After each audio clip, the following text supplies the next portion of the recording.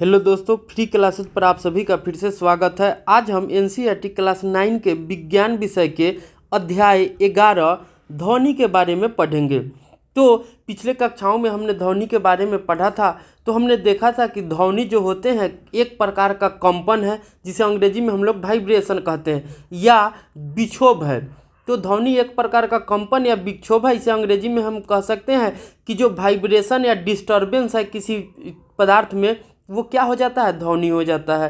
तो हमने ये भी देखा था कि जो कोई ध्वनि है वो किसी भी पदार्थ की जो अवस्थाएं होती हैं, ठोस, द्रव, गैस, उसमें संचरित होती है, माने जाती आती रहती है। तो मुख्य रूप से हम कह सकते हैं कि किसी पदार्थ में जो भी वो कंपन होते हैं या विक्षोभ होते हैं, वही हमारा क्या कहलाता है, ध्वनि कहलाता है। आगे हमने ये भी देखा था कि जो हमारा ध्वनि होते हैं वो एक माध्यम से दूसरे माध्यम में संचरित होते हैं तरंग के रूप में। तरंग के रूप में जो ध्वनि होते हैं एक माध्यम से दूसरे माध्यम में जाते रहते हैं। आगे हमने ये भी देखा था कि जो ध्वनि होते हैं, तो जो हमारी श्रवण सीमा है वो 20 हर्ट्ज से लेकर 20,000 हर्ट्ज तक होती है। इतने रेंज की ध्वनि को हम लोग सुन सकते हैं। उसके बाद हमने ध्वनि के प्रकारों को भी देखा था, अश्रव्य, श्रव्य, पराश्रव्य। तो 20 हर्ट्ज से जो कम होते हैं वो हमारा अश्रव्य कहलाता है। 20 से हर्ट्ज से लेकर 20,000 हर्ट्ज के बीच में जो ध्वनि है वो हमारा श्रव्य ध्वनि कहलाता है। पराश्रव्य जो होते हैं वो 20,000 हर्ट्ज से अधिक होते हैं। तो कहीं कहीं आपको 20 जो होता है वो KHZ दिया रहता है, तो इससे परेशान नहीं होइएगा। इसको हम लोग किलो हर्ट्ज बोलते हैं। क्या बोलते हैं, किलो हर्ट्ज बोलते हैं। आगे हमने ये भी देखा था कुछ अनुदैर्ध्य तरंगें होती हैं, ये तरंग की प्रकार हैं, और कुछ अनुप्रस्थ तरंगें भी होती हैं जो अपने माध्यमों से गमन करती है। आगे हमने देखा था कि ताप बढ़ने पर जो होते हैं वो ध्वनि की चाल भी बढ़ जाती है।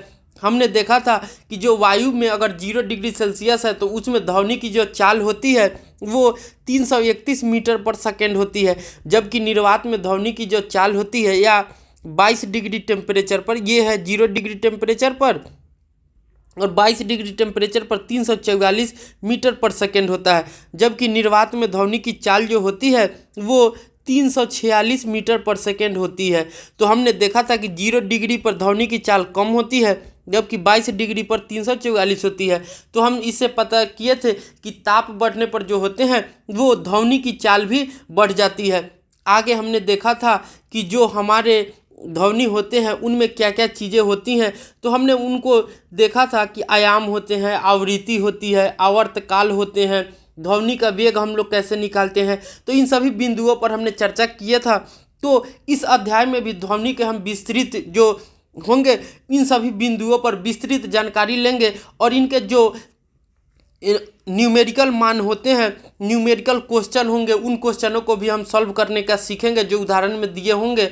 अगर इसी तरह के और भी अध्यायों को, कक्षाओं को, वीडियो को आपको देखना हो तो आप हमारे YouTube चैनल फ्री क्लासेस 504 को सब्सक्राइब कर सकते हैं। अगर आपको वीडियो अच्छा लगेगा तो प्लीज़ लाइक एंड सब्सक्राइब भी कर दीजिएगा। तो आइए अध्याय 11 हम ध्वनि को शुरू करते हैं और समझने की कोशिश करेंगे बेहतर तरीके से, एक एक लाइन करके। हम प्रतिदिन विभिन्न स्रोतों जैसे मानवों, पक्षियों, घंटियों, मशीनों, वाहनों, टेलीविज़न, रेडियो आदि की ध्वनि सुनते हैं। तो इन सभी चीज़ों की हम ध्वनि जो होते हैं कि वो सुनते रहते हैं।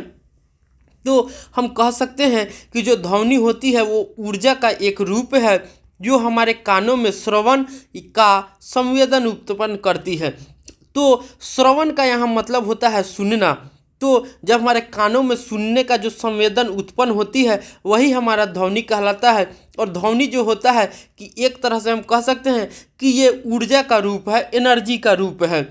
आगे हमसे कह रहा है ऊर्जा के अनेक रूप हैं, जैसे यांत्रिक ऊर्जा, प्रकाश ऊर्जा आदि।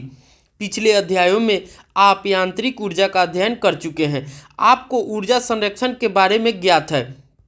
तो हमने देखा था कि जो ऊर्जा संरक्षण के नियम होते हैं उससे हमने देखा था कि ऊर्जा को न तो नष्ट किया जा सकता है, न ही उसे उत्पन्न किया जा सकता है। सिर्फ जो ऊर्जा होते हैं उसे एक फॉर्म से, मैंने एक जैसे फॉर्म है उसको दूसरे फॉर्म में ट्रांसफ़र किया जाता है। जैसे हमने देखा था कि जब हम एक पिंड को ऊपर की तरफ उछालते थे तो जब ऊपर की ओर उछालते हैं तो उसकी जो स्थितिज ऊर्जा रहती है वो नियत रहती है, लेकिन जो पिंड स्थिर रहता है विरामावस्था में तो वहाँ पर जो होता है कि गतिज ऊर्जा हमारा क्या था, जीरो हो गया था। लेकिन जब वही पिंड नीचे की तरफ आती है तो वो कुछ वेलोसिटी से आती है, तो वहाँ पर स्थितिज ऊर्जा था तो नीचे आने पर उसकी जो डिस्टेंस थी वो जीरो हो गई थी, तो हमारा स्थितिज ऊर्जा जीरो हो गया था, गतिज ऊर्जा का कुछ मान आया था।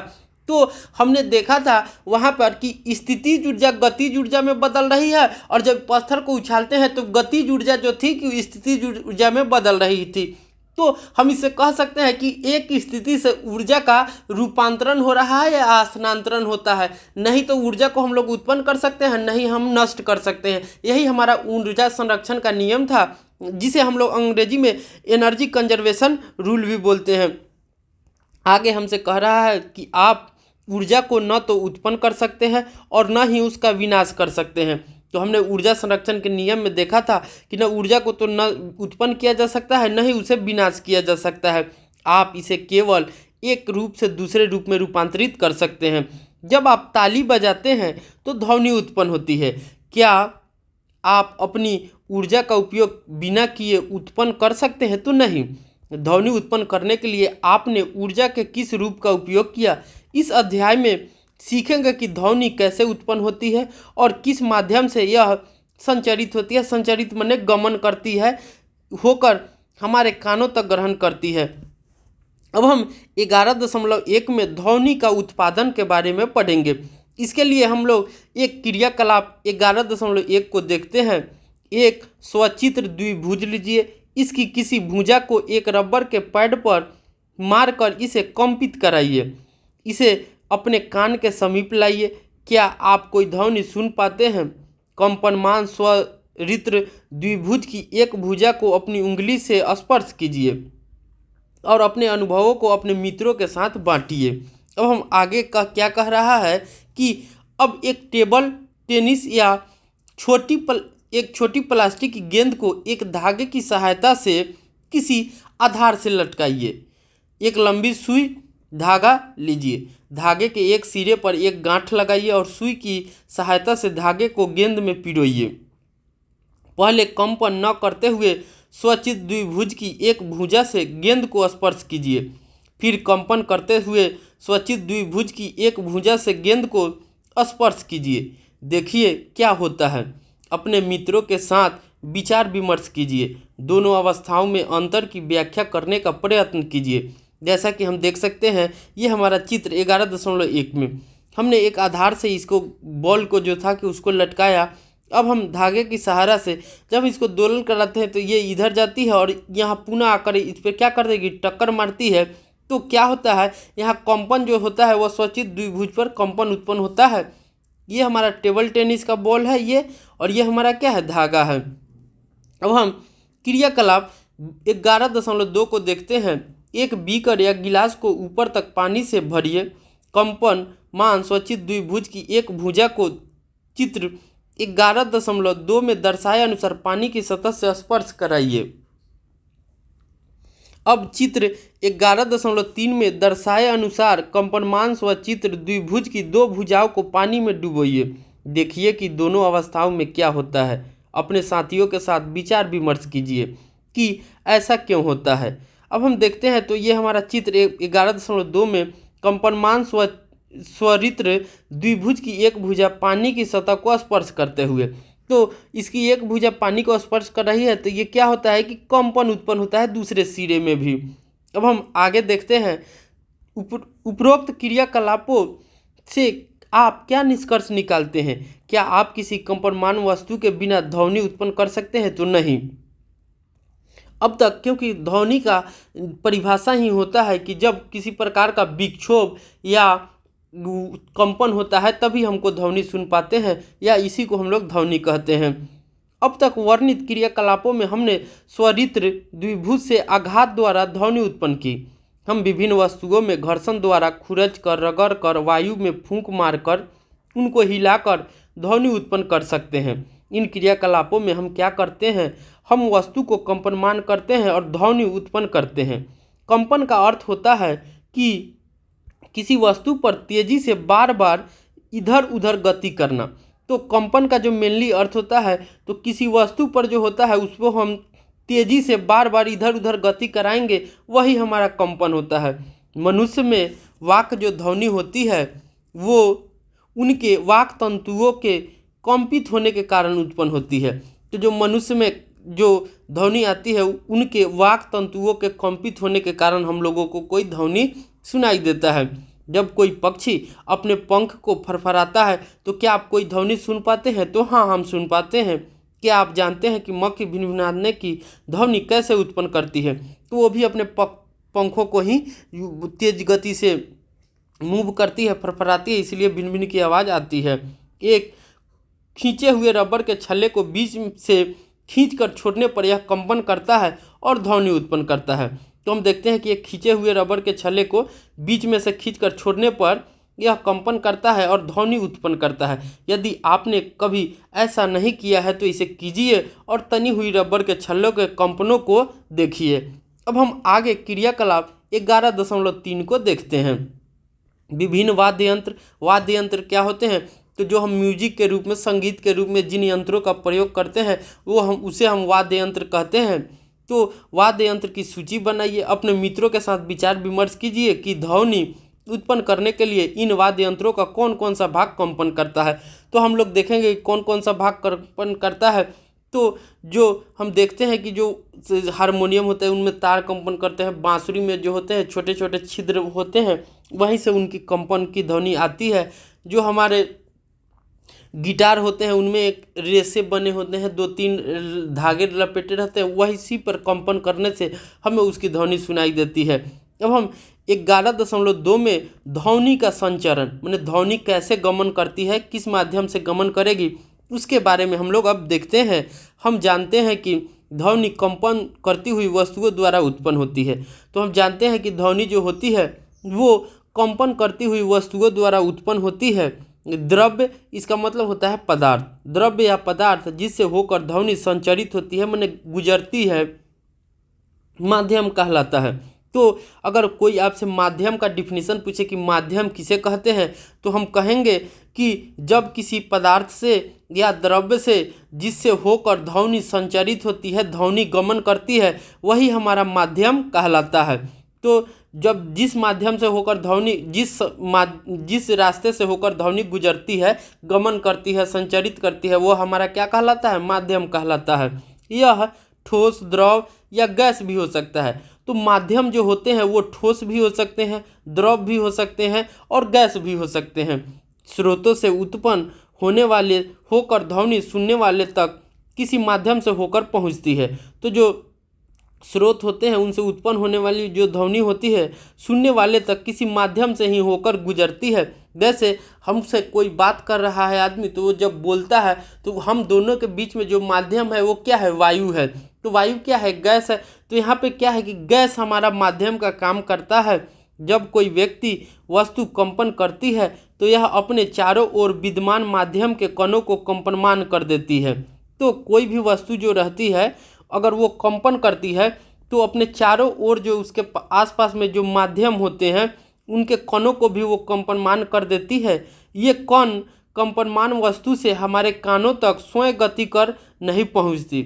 सबसे पहले कंपनमान वस्तु के संपर्क में रहने वाले माध्यम के कण अपनी संतुलित अवस्था से विस्थापित अवस्था में होते हैं। ये अपने समीप के कणों पर एक बल लगाते हैं और जो वायु के कण होंगे, हम दोनों के बीच में जो वायु के कण होंगे वो विस्थापित होंगे और उनके जो कण होंगे वो एक दूसरे पर बल लगाते हैं, जिसके फलस्वरूप निकटवर्ती कण अपनी विरामावस्था से विस्थापित हो जाती है।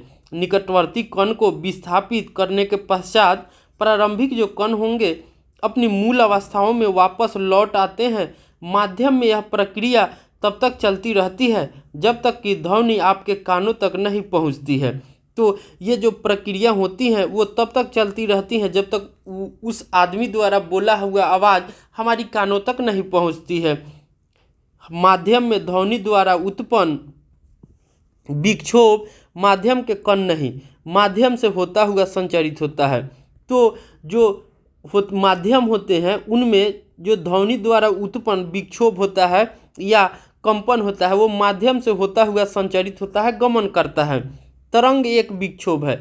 जो तरंग होते हैं वो एक तरह का विक्षोभ है जो किसी माध्यम से होकर गति करता है। तो तरंग को हम लोग अंग्रेजी में वेव भी बोलते हैं। तो वेव एक तरह का विक्षोभ है। विक्षोभ को हम लोग डिस्टर्बेंस अंग्रेजी में कहते हैं। तो डिस्टर्बेंस से ज़्यादा इजी शब्द है, तो आप इसे याद रखिएगा, डिस्टर्बेंस को ही विक्षोभ कहेंगे। तो तरंग जो होते हैं वो किसी माध्यम से होकर गति करते हैं और माध्यम के कण निकटवर्ती कणों में गति उत्पन्न कर देते हैं। ये कण इसी प्रकार की गति अन्य कणों में उत्पन्न करते हैं। और ये जो कण होते हैं वो आपस में एक कण पहले गति करने लगते हैं, उसके बाद धीरे धीरे जो होते हैं पहले निकटवर्ती कण करते हैं, उसके बाद धीरे धीरे जो होते हैं पूरे जो कण होंगे वो गति में आ जाते हैं और माध्यम के कण स्वयं आगे नहीं बढ़ते। और जो माध्यम के कण होते हैं वो आगे नहीं बढ़ते, लेकिन विक्षोभ आगे बढ़ जाता है। विक्षोभ क्या होता है? आगे बढ़ जाता है। किसी माध्यम में ध्वनि के संचरण के समय ठीक ऐसा ही होता है, इसलिए ध्वनि को तरंग के रूप में जाना जाता है। इसी कारण से हम लोग ध्वनि को जो होते हैं कि तरंग के रूप में जानते हैं। ध्वनि तरंगे माध्यम के कणों की गति द्वारा अभिलाक्षित की जाती है और यांत्रिक तरंगे कहलाती है। इसी कारण से जो ध्वनि तरंगे होती है वो माध्यम के कणों की गति द्वारा अभिलाक्षित होती है, इसीलिए इसे हम लोग यांत्रिक तरंगे भी कहते हैं। ध्वनि संचरण के लिए वायु सबसे अधिक सामान्य माध्यम है। तो ध्वनि के संचरण के लिए जो सबसे आसान माध्यम है वो हमारा क्या है? वायु है, एयर है। जब कोई कंपनमान वस्तु आगे की ओर कंपन करती है तो अपने आसपास की जो वायु होती है वो धक्का देकर संपीड़ित माने कंप्रेस कर देती है, दबा देती है, और इस प्रकार एक उच्च दाब का क्षेत्र उत्पन्न होता है। तो इस तरह से हमारा जो होता है वो हाई प्रेशर एरिया क्रिएट होता है, उच्च दाब बनता है। इस क्षेत्र को संपीड़न कहते हैं। तो जब उच्च दाब बनेगा वो हमारा क्या कहलाएगा? संपीड़न कहलाता है। यह संपीड़न कंपनमान वस्तु से दूर आगे की ओर गति करता है। तो ये जो वस्तु होगा वो जो संपीड़न क्षेत्र होगा उससे दूर आगे की ओर गति करता है। जब कंपनमान वस्तु पीछे की ओर कंपन करती है तो निम्न दाब का क्षेत्र उत्पन्न होता है। अगर मान लीजिए कोई हमारा क्या है? उच्च दाब का क्षेत्र है, तो वो उच्च दाब से अगर निम्न दाब की ओर गति करता है, ने पीछे की ओर गति करेगा, जब आगे की ओर गति करता है तो वो हमारा क्या कहलाता है? संपीड़न। उच्च दाब क्षेत्र संपीड़न कहलाता है। और जब दूर आगे की ओर गति करता है तो जो कंपनमान वस्तु होगी वो पीछे की ओर कंपन होती है, तो वो क्षेत्र हमारा क्या हो जाएगा? मान लीजिए ये उच्च दाब है, यहाँ हमारा जो क्षेत्र क्रिएट होगा ये क्या हो जाएगा? निम्न दाब हो जाएगा। क्या हो जाएगा? निम्न दाब का क्षेत्र क्रिएट हो जाएगा, जिससे विरलन कहते हैं। तो जो हमारा उच्च दाब क्षेत्र है वो हमारा क्या कहलाता है? संपीड़न कहलाता है। और जो निम्न दाब का क्षेत्र होगा वो हमारा क्या कहलाता है? विरलन कहलाता है। क्या कहलाता है? विरलन कहलाता है। तो हमेशा यहाँ पर दो वर्ड याद रखिएगा, उच्च दाब क्षेत्र संपीड़न, निम्न दाब क्षेत्र विरलन। जब वस्तु कंपन करती है अर्थात आगे और पीछे तेजी से गति करती है तो वायु में संपीड़न और विरलन की एक श्रेणी बन जाती है। यही संपीड़न और विरलन ध्वनि तरंगे बनाते हैं। यही जो हमारा निम्न दाब और उच्च दाब का क्षेत्र जो बनता है वही जो होता है कि एक प्रकार का हमको ध्वनि का तरंग बनाते हैं। क्या बनाते हैं? तो ध्वनि के यही जो दो वर्ड होते हैं संपीड़न विरलन, यही ध्वनि के तरंग बनाते हैं जो माध्यम से होकर संचरित होती है। तो यही जो होते हैं जो तरंगे होती हैं वही माध्यम से होकर संचरित होती है। संपीड़न उच्च दाब का क्षेत्र है। तो संपीड़न जो होते हैं वो हमारा उच्च दाब का क्षेत्र है। क्या है? संपीड़न जो है कि उच्च दाब का क्षेत्र है, और जो विरलन है वो हमारा क्या है? और जो विरलन है वो हमारा निम्न दाब का क्षेत्र है। क्या है? निम्न दाब का क्षेत्र है। दाब किसी माध्यम के दिए हुए आयतन में कणों की संख्या से संबंधित है। किसी माध्यम में कणों की अधिक घनत्व अधिक दाब को और कम घनत्व कम दाब को दर्शाता है। तो ये चीज़ हमेशा याद रखिएगा कि जो माध्यम के कण होते हैं वो हमें क्या दर्शाते हैं कि अगर जो कण है उसका अधिक घनत्व हो तो दाब क्या होगा, अधिक होगा। अगर उसका जो घनत्व हो वो डेंसिटी हो, अगर वो कम हो तो क्या होगा, दाब भी कम को दर्शाता है। इस प्रकार ध्वनि का संचरण घनत्व के परिवर्तन के संचरण के रूप में भी देखा जा सकता है। तो इस प्रकार से हम कह सकते हैं कि जो ध्वनि का हमारा संचरण होता है वो घनत्व पे भी डिपेंड रहता है और घनत्व परिवर्तन के संचरण पे के रूप में भी देखा जा सकता है। जैसे ये क्यों डिपेंड होता है, तो हमने देखा है कि जो हमारा दाब होते हैं, अगर कणों के बीच का घनत्व, कण का घनत्व जो होता है कि अधिक होता है तो ध्वनि का संचरण क्या हो रहा है, अधिक हो रहा है। लेकिन जब ध्वनि के उसके कण का घनत्व कम है तो ध्वनि का घनत्व भी क्या हो जा रहा है, वहाँ का दाब जो है वो भी कम हो जा रहा है। अब हम आगे जैसा ये चित्र में देख सकते हैं 11.4 में ये हमारा क्या है, तो द्विरिक्त हमारा ये ग्लास है। तो जब हम इस पर कंपन करते हैं, जब हम कंपन करते हैं आप देख सकते हैं, तो ये जब हम इस पर कंपन करते हैं तो क्या होता है, मान लीजिए इस पर हम टोकर मारते हैं तो ये धीरे धीरे हमारा जो क्या हो रहा है, संचरण हो रहा है धीरे। तो ये जो हमारा होगा, ये देख रहे हैं घनत्व है उच्च दाब, तो उच्च दाब का क्षेत्र जो होता है संपीड़न कहलाता है। तो उसके जो कण होते हैं वो आपस में समझिए कि पास पास रहते हैं, तो ये हमारा क्या होता है, संपीड़न है। और ये हमारा क्या होता है, विरलन है। क्या है, विरलन। यहाँ हमारा क्या है, तो ये भी हमारा संपीड़न है, ये हमारा क्या है, विरलन है। तो आप देख सकते हैं। और ये हमारा क्या है, तो ये हमारा द्विभुज है। क्या है, द्विभुज है ये, क्योंकि इसमें दो भुजाएं हैं। अब हम आगे देखते हैं ध्वनि तरंगे, अनुदैर्घ्य तरंगे। जो ध्वनि तरंगे है वो अनुदैर्घ्य तरंगे है। इसको हम लोग समझने के लिए क्रियाकलाप 11.4 को देखते हैं। एक श्रीलंकी लीजिए। अब श्रीलंकी को चित्र 11.5 में दर्शाए अनुसार खींचिए। अपने मित्र की ओर श्रीलंकी को एक तीव्र झटका दे। आप क्या देखते हैं, यदि आप अपने हाथ से श्रीलंकी को लगातार आगे पीछे बारी बारी से धक्का देते हैं और खींचते रहते हैं तो आप क्या देखेंगे। तो ये हमारा क्या है, ये श्रीलंकी है, श्रीलंकी है। अब श्रीलंकी को है तो हम क्या करते हैं कि इसको खींचते हैं। इसको जब हम लोग मान लीजिए इस तरह खींचते हैं तो क्या होता है, इसमें फैलाव आ जाता है। क्या हो जाता है, फैलाव आ जाता है और ये एक्सपेंड कर जाते हैं, बढ़ जाते हैं। इसकी लंबाई क्या होती है, बढ़ जाती है। जब इसे कंप्रेस कीजिएगा, यहाँ हम क्या करते हैं, खींच रहे हैं, पुल कर रहे हैं। यहाँ क्या कर रहे हैं, कंप्रेस कर रहे हैं। क्या कर रहे हैं, कंप्रेस कर रहे हैं। तो जब हम कंप्रेस करते हैं तो इसके जो पार्टिकल होते हैं वो आपस में आके दोनों तरफ से बल लगाते हैं तो ये कंप्रेस हो गया, ये फैलाव हो गया। तो देखते हैं तो उसका ये जो होती हैं तो वो हमारे देख रहे हैं कि एक समांतर रेखा में ये गमन करती है या संचरण करती है। आगे हमसे कह रहा है यदि आप श्रीलंकी पर एक चिन्ह लगा दे तो आप देखेंगे कि श्रीलंकी पर लगा चिन्ह विक्षोभ के संचरण की दिशा के समांतर आगे पीछे गति करती है। तो जब हम चिन्ह लगा देंगे तो जो हमारा डिस्टर्बेंस होगा उनके बीच में, तो उनकी विक्षोभ की जो संचरण की दिशा है वो समांतर आगे पीछे होती रहती है या करती रहती है। तो हम इसको आसान भाषा में अगर डायग्राम बना ले तो मान लीजिए ये कोई पार्टिकल है, जब हम इसको अथी करते हैं तो ये जो हमारा मार्ग होगा, ये समांतर जो मार्ग होगा वही हमारा क्या हो जाएगा, यही संचरण का मार्ग है। इस तरह के जो तरंगे होते हैं वो अनुदैर्घ्य तरंगे कहलाती है। क्या कहलाती है, अनुदैर्घ्य तरंगे कहलाती है, जिसे लॉन्गिट्यूडनल वेव भी कहते हैं। क्या बोलते हैं, लॉन्गिट्यूडनल वेव भी इसको हम लोग अंग्रेजी में बोलते हैं।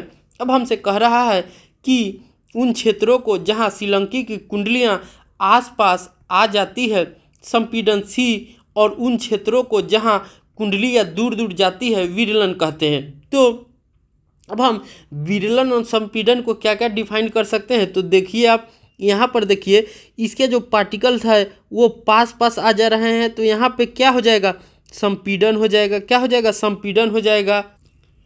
जबकि यहाँ पे देखिए इसके जो पार्टिकल है उसमें क्या है, फैलाव है, तो यहाँ पे हमारा ये क्या हो जाएगा, ये हमारा विरलन हो जाएगा। क्या हो जाएगा, विरलन हो जाएगा।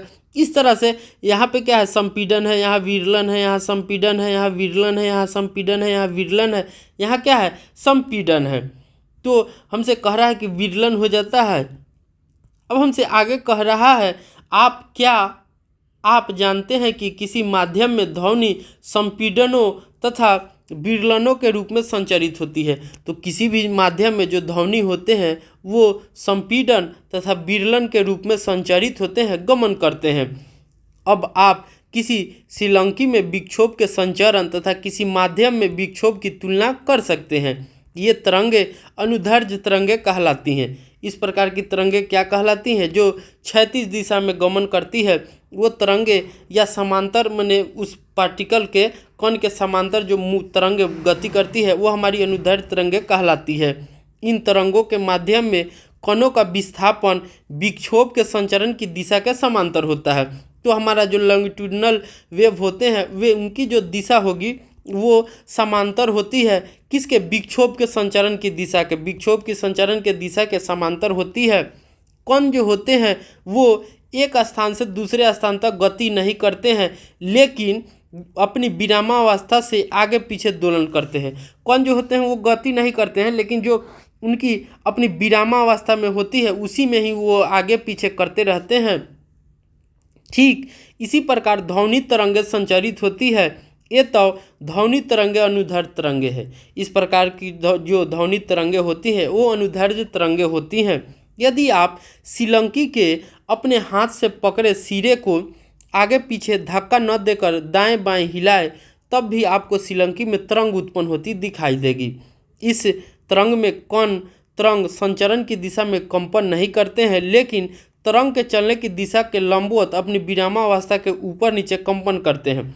इस प्रकार की तरंग को अनुप्रस्थ तरंगे कहते हैं या ट्रांसवर्स वेव कहते हैं। इस प्रकार की जो तरंगे होगी उन्हें क्या कहते हैं हम लोग, ट्रांसवर्स वेव या अनुप्रस्थ तरंगे कहते हैं।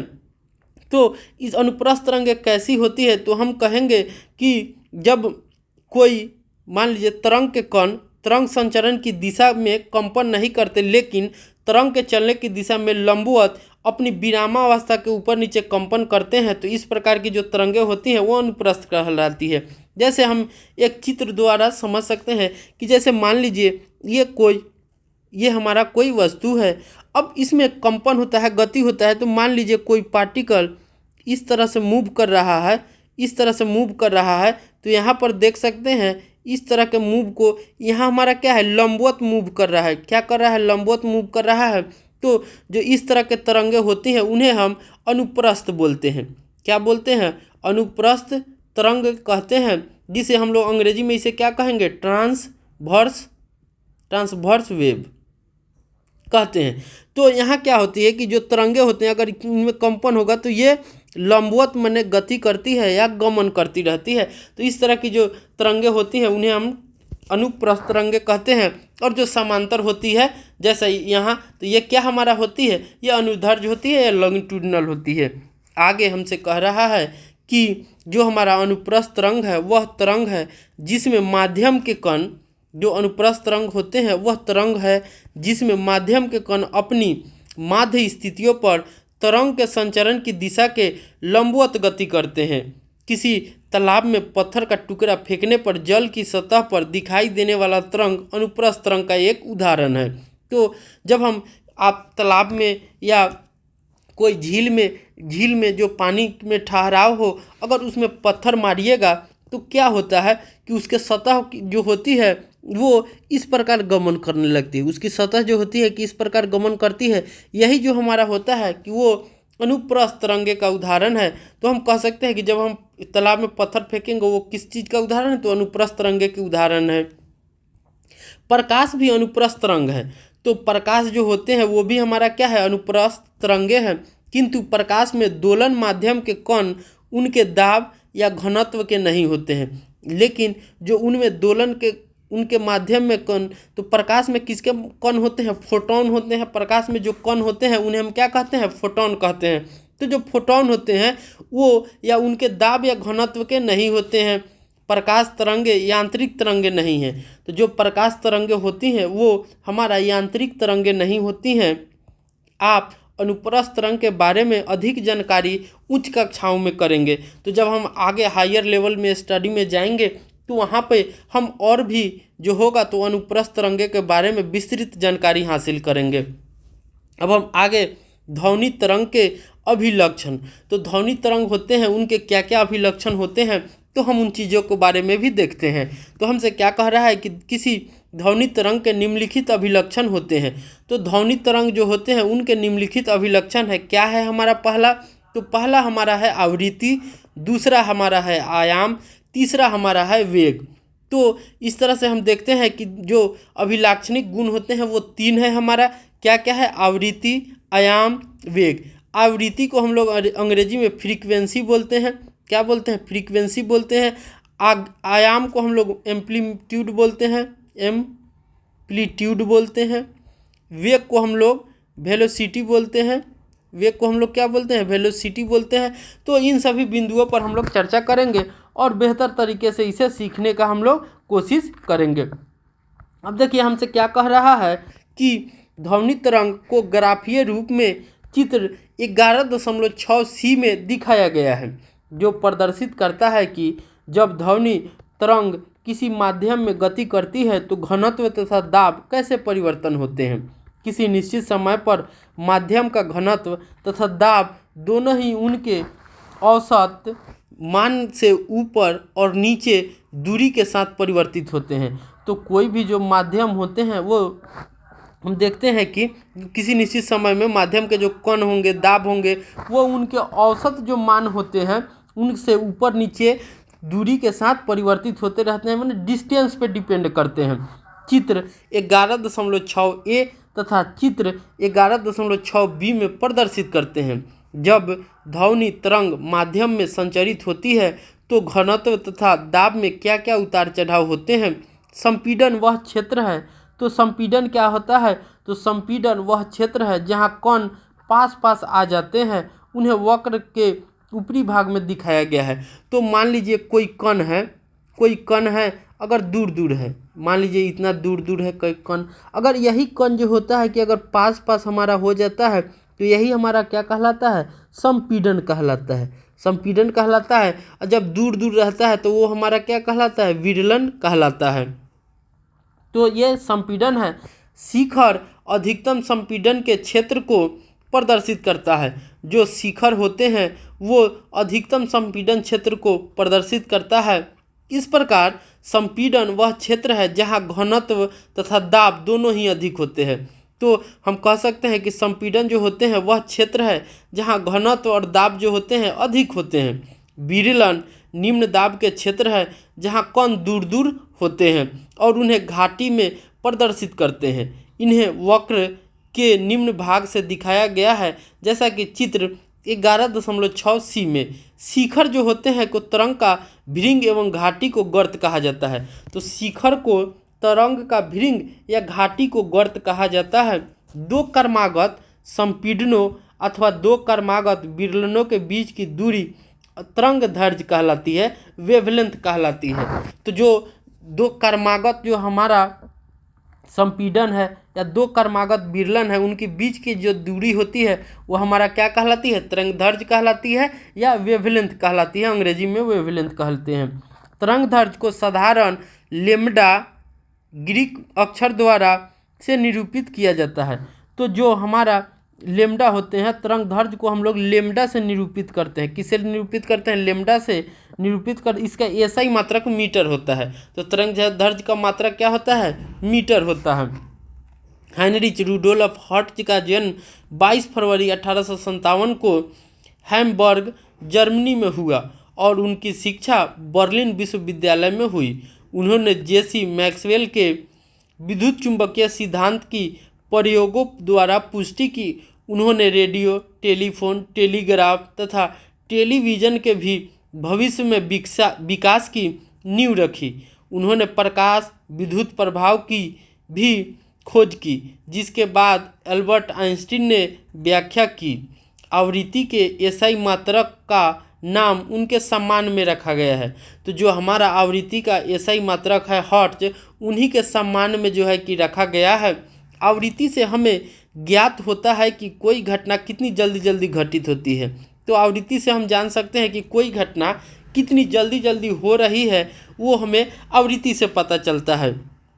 मान लीजिए आप किसी ढोल को पीट पीट कर बजा रहे हैं। आप ढोल को 1 सेकंड में जितनी बार पीटते हैं वह आपके द्वारा ढोल को पीटने की आवृत्ति है। तो हम ढोल को कितनी बार पीटते हैं, जितनी बार पीटते हैं वही हमारा क्या हो जाता है, आवृत्ति हो जाती है, फ्रीक्वेंसी हो जाती है। हम जानते हैं कि जब ध्वनि किसी माध्यम में संचरित होती है तो माध्यम का घनत्व किसी अधिकतम या न्यूनतम मान के बीच बदलता रहता है। तो उसका मान जो होता है अधिकतम और न्यूनतम मान के बीच में बदलता रहता है। जैसा कि अब हम इन चित्रों को देखते हैं तो यहाँ पे देखिए, पहला हमारा चित्र है ये ए में। तो जब हम स्पीकर से ये ध्वनि को स्रोत को सुन रहे हैं, ये हमारा क्या है, स्पीकर है। तो स्पीकर से ध्वनि का स्रोत है। तो जब इसे ध्वनि निकल रहा है तो यहाँ देखिए इसके जो कण है वो क्या है, पास पास है। तो जब पास पास होते हैं तो वो हमारा क्या कहलाता है, संपीड़न कहलाता है। यहाँ पर हमारा क्या है, विरलन है, विरलन है। यहाँ पे क्या है, संपीड़न है। यहाँ क्या है, संपीड़न है। यहाँ संपीड़न है। यहाँ क्या है, संपीड़न है। जबकि यहाँ पे देखिए, यहाँ पे जब हम देखेंगे तो हमारा विरलन ये हो जाएगा, विरलन ये है और विरलन यहाँ पे क्षेत्र है। जब हम स्पीकर में 2 को देखते हैं ध्वनि को, तो यहाँ देखिए, यहाँ क्या है, यहाँ संपीड़न है, यहाँ भी संपीड़न है, यहाँ क्या है, संपीड़न है, यहाँ संपीड़न है। विरलन हमारा यहाँ और यहाँ है। जबकि आप देखिए ये हमारा किसका डायग्राम है, तो ये जो हमारे हैं कि अनुप्रस्थ तरंगे हैं। क्या है, अनुप्रस्थ तरंगे हैं। क्या है, अनुप्रस्थ तरंगे, जिसे हम लोग क्या बोलते हैं, तो ट्रांसवर्स वेव बोले हैं। तो यहाँ से देखिए ये जो हमारा जो मूव कर रहा है, ये यही हमारा क्या है, तो ये ऊपर वाला शिखर कहलाता है। और ये जो ऊपर वाला क्या हो जाएगा, शिखर हो जाएगा। और ये नीचे आया तो ये हमारा क्या हो जाएगा, गर्त हो जाएगा। ये हमारा क्या हो जाएगा, शिखर हो जाएगा। और ये जो बीच का ये जो क्षेत्र होगा, ये हमारा क्या कहलाता है, आयाम कहलाता है। क्या कहलाता है, आयाम कहलाता है। और जो ये हमारा हो जाएगा, ये सभी क्या है, गर्त है। क्या है, गर्त। ये क्या हो जाएंगे, गर्त हो जाएंगे। अब देखिए हमको क्या कह रहा है कि एक हमने देखा था कि जो शिखर से दूसरे शिखर तक जाएगा तो गर्त से होता हुआ जो रहेगा उसकी दूरी क्या कहलाती है, तरंगदैर्घ्य कहलाती है, लैम्डा कहलाती है। तो यहाँ पर आप देखिए कि जो हमारा होगा यहाँ पे, यहाँ से लेकर इस दूरी से लेकर यहाँ तक की जो दूरी होगी वो हमारा क्या कहलाएगा, तरंगदैर्घ्य कहलाएगा, लैम्डा कहलाएगा। ये हमारा क्या कहलाएगा, तरंगदैर्घ्य। क्या कहलाता है, तरंगदैर्घ्य कहलाता है। ठीक है, उम्मीद है आपको बेहतर तरीके से समझ में आया होगा। अब हम आगे देखते हैं। घनत्व, जो घनत्व होते हैं वो घनत्व के अधिकतम मान से न्यूनतम मान तक परिवर्तन में और पुनः अधिकतम मान तक आने पर एक दोलन पूरा होता है। तो हम देखते हैं कि जो घनत्व के अधिकतम मान है उससे न्यूनतम मान पर परिवर्तन में और पुनः अधिकतम मान से न्यूनतम मान में एक दोलन पूरा होता है। जैसा कि इस चित्र को देख सकते हैं, यहाँ पर देख लीजिए, मान लीजिए यहाँ पर हमारा अधिकतम मान है। तो अधिकतम मान से क्या यहाँ आ गए, तो यहाँ क्या हो गया, न्यूनतम मान हो गया। मान लीजिए यहाँ न्यूनतम। जब हम फिर यहाँ से जब यहाँ तक जाते हैं तो फिर हमारा क्या हो जाता है, अधिकतम हो जाता है, अधिकतम। तो हम देखते हैं कि जब हम अधिकतम मान से न्यूनतम मान तक आते हैं, फिर न्यूनतम मान से अधिकतम मान तक जाते हैं, तो एक दोलन जो हमारा होता है वो पूरा हो जाता है। एकांक समय में इन दोलनों की कुल संख्या ध्वनि तरंग की आवृत्ति कहलाती है।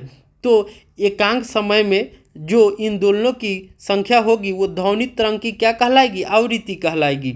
यदि हम प्रति एकांक समय में अपने पास से गुजरने वाले संपीड़नों तथा विरलनों की संख्या की गणना करें तो हमको ध्वनि तरंग की आवृत्ति ज्ञात हो जाएगी। तो हम साधारण भाषा में कह सकते हैं कि जब हमें संपीड़न और विरलनों की संख्या ज्ञात होगी तो हम ध्वनि की जो आवृत्ति होगी उसको पता कर सकते हैं। इसे सामान्यतः ग्रीक भाषा न्यू द्वारा इंडिकेट किया जाता है। तो जो आवृत्ति होते हैं उसका जो मात्रक होते हैं, हर्ट्ज जो होते हैं, और उसे प्रदर्शित किससे किया जाता है, न्यू से प्रदर्शित किससे किया जाएगा, न्यू से। और एसआई मात्रक हर्ट्ज जो होता है। दो क्रमागत दो क्रमागत संपीड़नों तथा दो क्रमागत विरलनों को किसी निश्चित बिंदु से गुजरने में लगे समय को तरंग का आवर्तकाल कहते हैं। तो दो क्रमागत संपीड़न होगा, मान लीजिए सी संपीड़न है, या दो क्रमागत आर, तो इनके जो किसी निश्चित बिंदु से गुजरने में जितना समय लगेगा, इन दोनों के बीच में से कोई भी हो सकता है, तो इन दिनों के बीच में जितना समय लगेगा वो हमारा क्या कहलाता है, आवर्तकाल कहलाता है। क्या कहलाता है, हमारा आवर्तकाल कहलाता है, जिसे हम लोग किसे तो टी से डिनोट करते हैं। क्या हो जाता है, टी एक दोलन में लगा, इसे ऐसा ही मात्रक क्या होता है, सेकेंड होता है, और आवर्तकाल को ही हम लोग टी से डिनोट करते हैं, ऐसा ही मात्रक सेकेंड होता है। अब हम आगे देखते हैं। आप कह सकते हैं कि एक संपूर्ण दोलन में लिया गया समय ध्वनि तरंग का आवर्तकाल है। इससे टी अक्षर से निरूपित करते हैं, ऐसा ही मात्रक सेकेंड है। आवृत्ति तथा आवर्तकाल के बीच संबंध को निम्न प्रकार व्यक्त किया जा सकता है। तो हमारा आवृत्ति और आवर्तकाल के जो संबंध प्रदर्शित करने हो तो क्या हो जाएगा, हमारा न्यू बराबर 1/, आवर्तकाल क्या हो जाएगा, आवर्तकाल, न्यू बराबर 1/, आवर्तकाल, या जो आवृत्ति होंगे वो आवर्तकाल के इन्वर्सली होते हैं, इन्वर्सली प्रोपोर्शनल होते हैं। क्या होते हैं, इन्वर्सली रेसिप्रोकल होंगे, व्युत्क्रमानुपाती होते हैं। इसे साधारण भाषा में कह सकते हैं तो क्या कहेंगे कि जो हमारा आवृत्ति होगा वो आवर्तकाल के क्या होते हैं, व्युत्क्रमानुपाती होते हैं। अगर समय बढ़ेगा तो आवृत्ति क्या होगी, घटेगी। समय बढ़ेगा तो आवृत्ति घटेगी, समय घटेगा तो आवृत्ति क्या होगी, बढ़ेगी। इस प्रकार उच्च ताराओं की ध्वनि से हमें ज्ञात होता है कि किसी बिंदु से एकांक समय में संपीड़न तथा विरलन की अधिक संख्या गुजरती है। तो इससे हमको पता चलता है कि किसी बिंदु से एकांक समय में संपीड़न तथा विरलन की जो संख्या होगी अधिक संख्या में गुजरती है। अब हम देखते हैं कि किसी ऑर्केस्ट्रा में वायलिन तथा बांसुरी एक ही समय में बजाई जा सकती है। दोनों ध्वनियाँ एक ही माध्यम वायु में चलती है और हमारे कानों तक एक ही समय पहुँचती है। दोनों ही स्रोतों की ध्वनियाँ एक ही चाल से चलती है, लेकिन जो ध्वनि हम ग्रहण करते हैं वे भिन्न भिन्न होते हैं। ऐसे ध्वनि से जुड़े विभिन्न अभिलक्षणों के कारण है। तारत्व इनमें एक अभिलक्षण है। तो ऐसा हमें क्यों महसूस होता है, तो ये तारत्व के कारण होता है। तारत्व के कारण जो होते हैं किस प्रकार की हमें जो क्रियाएं होती हैं उसे सुनाई देते हैं। किसी उत्सर्जित ध्वनि की आवृत्ति को मस्तिष्क किस प्रकार अनुभव करता है उसे तारत्व कहते हैं। तो कोई ध्वनि है उसे मस्तिष्क हमारा किस प्रकार से उसे अनुभव करता है वो हमारा क्या कहलाता है, तारत्व कहलाता है। किसी स्रोत का कंपन जितनी शीघ्रता से होता है आवृत्ति उतनी अधिक होती है। तो कोई भी अगर स्रोत है उससे कंपन अगर जितनी शीघ्रता से होगी आवृत्ति क्या होगी, अधिक होगी, और उसका तारत्व क्या होगा, अधिक होगा। इसी प्रकार जिस ध्वनि का तारत्व कम होता है उसकी आवृत्ति भी कम होता है। तो अगर ध्वनि का तारत्व क्या होगा, कम होगा, तो आवृत्ति क्या होगी, कम होगी। अगर ध्वनि का जो तारत्व है वो अधिक होगा तो आवृत्ति क्या होगी, अधिक होगी। चित्र 11.7 में दर्शाया गया है। विभिन्न आकार तथा आकृति की वस्तुएं विभिन्न आवृत्तियों के साथ कंपन करती है और विभिन्न तारत्व की ध्वनियाँ उत्पन्न करती है। किसी माध्यम में मूल स्थिति के दोनों ओर अधिकतम विक्षोभ को तरंग का आयाम कहते हैं। तो हम आयाम किसे कहते हैं, तो हम कहते हैं कि किसी माध्यम में जो मूल स्थिति के दोनों ओर अधिकतम जो विक्षोभ होंगे तरंग का, वही हमारा क्या कहलाता है, आयाम कहलाता है। तो मान लीजिए कि कोई हमारा क्या है, पार्टिकल है। जैसे मान लीजिए कोई विक्षोभ हो रहा है ध्वनि का, तो उसकी जो मूल स्थिति क्या है, तो मान लीजिए यहाँ पे हम देखें तो उसकी जो मूल स्थिति है मान लीजिए यहाँ है, तो मूल स्थिति यहाँ है, तो दोनों ओर जो अधिकतम विक्षोभ होगा, तो यहाँ और यहाँ पर दोनों बिंदुओं पर अधिकतम विक्षोभ क्या है, यहाँ है। अगर इसमें देखें तो यहाँ हमारा क्या है, न्यूनतम विक्षोभ है, लेकिन अधिकतम विक्षोभ क्या है, यहाँ। तो जब मूल बिंदु की स्थिति से दोनों ओर जहाँ हमारा अधिकतम विक्षोभ होता है तो ये हमारा क्या हो जाएगा, आयाम हो जाएगा।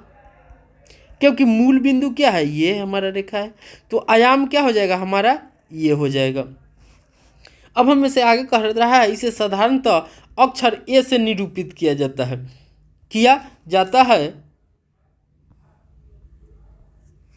जैसा कि चित्र 11.6 सी में दिखाया गया है।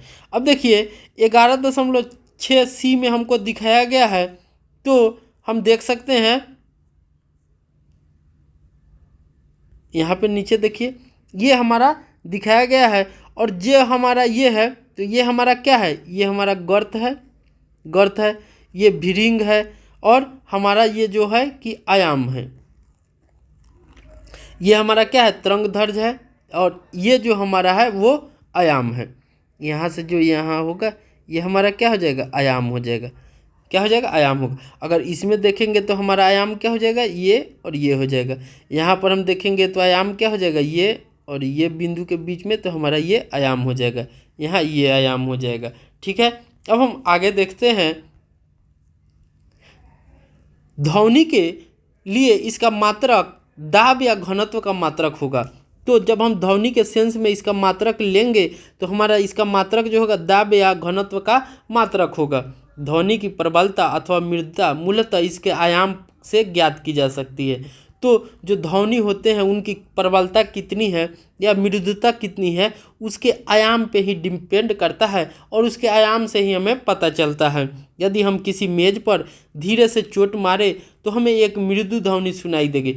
मृदु का मतलब होता है मीठा, माने जो कान को पसंद हो। सुरीली ध्वनि को मृदु ध्वनि कहते हैं, क्योंकि हम कम ऊर्जा की ध्वनि तरंग उत्पन्न करते हैं। तो ये क्या है, कम ऊर्जा की ध्वनि तरंगे हैं। तो हम एक तरह से कह भी सकते हैं कि जो कम ऊर्जा की ध्वनि तरंगे होते हैं उन्हें मृदु ध्वनि कहते हैं, और जो अधिकतम ऊर्जा की ध्वनि तरंगे होती है उन्हें हम क्या कहेंगे, ध्वनि की प्रबलता या कठोर मृदु ध्वनि कहेंगे। यदि हम मेज पर जोर से चोट मारे तो हमें प्रबल ध्वनि सुनाई देगी।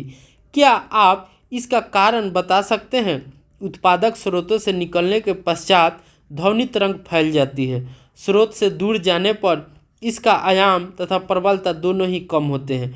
तो जब ये स्रोत से दूर जाती है तो इसके जो आयाम होते हैं या प्रबलता होते हैं वो दोनों क्या होंगे, कम हो जाते हैं। प्रबल ध्वनि अधिक दूरी तक चल सकती है। जो प्रबल ध्वनि होती है वो अधिक दूरी तक चल सकती है क्योंकि अधिक ऊर्जा से संबंध होती है। तो जो प्रबल ध्वनि रहेगी उसमें अधिक ऊर्जा भी रहता है और अधिक दूरी तक भी चल सकती है। इसके चित्र 11.8 में हमको दिखाया गया है। में समान आवृत्ति की प्रबल तथा मृदु ध्वनि की तरंग आकृतियाँ प्रदर्शित की गई। जैसा कि आप देख सकते हैं 11.8 में हमको दिखाया गया है। ये हमारा क्या है, तो मृदु ध्वनि का चित्र है, और ये हमारा क्या है, प्रबल ध्वनि का चित्र है। तो प्रबल ध्वनि का क्या है, तो ये देख रहे हैं कि इसने अधिकतम शिखर प्राप्त की है, जबकि मृदु ध्वनि जो है कि कम शिखर प्राप्त की है। तो तरंग का जो विक्षोभ होता है ये तरंग का विक्षोभ है। तो जो मृदु ध्वनि होंगे उनमें कम प्रबलता होती है और इनमें अधिक प्रबल होती है। क्या होती है, अधिक प्रबल होती है। तो मृदु ध्वनि का आयाम क्या होता है, आयाम कम होगा, आयाम कम, और इसमें क्या होगा, आयाम इसका क्या होगा, अधिक होगा, आयाम अधिक।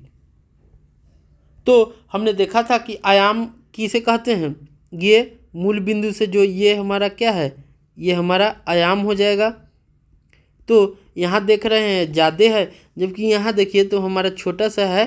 तो ये क्या है, छोटा आयाम है जिसे हम ए से डिनोट करते हैं। तो जो आयाम होगा छोटा होगा मृदु का, बड़ा होगा हमारा किसका, प्रबल ध्वनि का। अब हम आगे देखते हैं ध्वनि की यह गुणता टिम्ब्रे वह अभिलक्षणिक गुण है। ध्वनि की जो गुणता है वह अभिलक्षण है जो हमें समान तारत्व तथा प्रबलता की दो ध्वनियों में अंतर करने में सहायता करता है। एकल आवृत्ति की ध्वनि को टोन कहते हैं। तो जो एकल आवृत्ति की जो ध्वनि होंगी उसे हम लोग क्या कहते हैं, टोन कहते हैं। अनेक आवृत्तियों के मिश्रण से उत्पन्न ध्वनि को स्वर कहते हैं, और जो अनेक आवृत्ति होंगे उनके मिश्रण से जो ध्वनि बनती है उन्हें हम क्या कहते हैं, टोन कहते हैं। और यह सुनने में सुखद होती है। शोर कर्णप्रिय नहीं होता है, जबकि संगीत सुनने में सुखद होता है। तो शोर क्या होता है, नॉइज, वो कर्ण प्रिय नहीं होता है, जबकि संगीत सुनने में सुखद होता है। तरंग के किसी बिंदु जैसे एक संपीड़न या एक विरलन द्वारा एकांक समय में तय की गई दूरी को तरंग वेग कहते हैं। तो हम तरंग वेग वेग किसे कहेंगे, तो तरंग के किसी बिंदु जैसे एक संपीड़न या एक विरलन द्वारा एकांक समय में कितना दूरी तय किया जाता है, वही हमारा जो होता है कि तरंग वेग कहलाता है। वेव वेलोसिटी भी इसे कहते हैं। क्या कहते हैं, वेव वेलोसिटी। तो हम जानते हैं कि हमारा वेग बराबर क्या होता है, तो दूरी बट्टा समय। वेग बराबर क्या होता है, दूरी बट्टा समय। तो यहाँ पर दूरी के टर्म में हम क्या लेंगे, तरंग दैर्घ्य लेंगे। दूरी के टर्म में हमारा क्या हो जाएगा, तरंग दैर्घ्य हो जाएगा। तो तरंग दैर्घ्य को हम लोग लेम्डा से इंडिकेट करते हैं। तो यहाँ दूरी क्या है, तरंग दैर्घ्य है, और समय क्या होता है, तो आवर्तकाल के सेंस में लेते हैं। समय क्या हो जाता है हमारा आवर्तकाल के समय में। तो हमारा जो भी होगा वो क्या हो जाएगा, दूरी, तो लेम्डा बट्टा टी। क्या हो जाएगा, लेम्डा बट्टा टी हो जाएगा। अब देखिए भी बराबर लेम्डा और गुना 1/t लिख सकते हैं, 1/t लिखें। अब देखिए भी जो हमारा बराबर हो जाएगा लेम्डा, और ये जो होता है 1/t जो है वो क्या है, हमारा न्यू होता है। क्या होता है, न्यू होता है। जो न्यू क्या है, आवृत्ति है। क्या है, आवृत्ति है। ये न्यू क्या है, आवृत्ति है। तो हमारा क्या हो जाएगा, भी बराबर लेम्डा न्यू हो जाएगा। क्या हो जाएगा, भी बराबर लेम्डा न्यू हो जाएगा। तो वेग जो होंगे वे तरंग दैर्घ्य और आवृत्ति के गुणनफल के बराबर होंगे। जो हमारा वेग होगा वो आवृत्ति और तरंग दैर्घ्य के गुणनफल के बराबर होता है। भी बराबर लेम्डा न्यू, भी बराबर लेम्डा न्यू। अब हम आगे देखते हैं। तो हमारा देखिए क्या है, लेम्डा बराबर टी बराबर लेम्डा इंटू 1/t। अब यहाँ लेम्डा ध्वनि की तरंग दैर्घ्य है। लेम्डा क्या है, ध्वनि की तरंग दैर्घ्य है। यह तरंग द्वारा एक आवर्तकाल टी में चली गई दूरी है। अतः भी बराबर क्या हो जाएगा, न्यू लेम्डा भी, भी लेम्डा न्यू हो जाएगा। तो वेग बराबर हमारा क्या हो जाएगा, तरंग दैर्घ्य गुने आवृत्ति। क्या हो जाएगा, वेग बराबर क्या हो जाएगा, तरंग दैर्घ्य गुने आवृत्ति। किसी माध्यम के लिए समान भौतिक परिस्थितियों में ध्वनि का वेग सभी आवृत्ति को लगभग स्थिर रहता है। तो हम कह सकते हैं कि किसी भी माध्यम में अगर समान भौतिक परिस्थितियां हैं तो उनमें ध्वनि का जो वेग होगा सभी आवृत्तियों के लिए लगभग स्थिर रहता है, कांस्टेंट रहता है। अब उदाहरण 11.1 के देखते हैं और इसका एक न्यूमेरिकल है, उसे सॉल्व करने की कोशिश करते हैं और सीखते हैं। हमसे कह रहा है कि ध्वनि का तरंग की आवृत्ति 2 किलोहर्ट्ज है। अब देखिए आवृत्ति को हम लोग क्या से, तो न्यू से डिनोट करते हैं। तो 2kHz है। तो किलो हर्ट्ज को हम लोग क्या बदले, हर्ट्ज में बदल लेंगे तो क्या हो जाएगा, 10³ हर्ट्ज।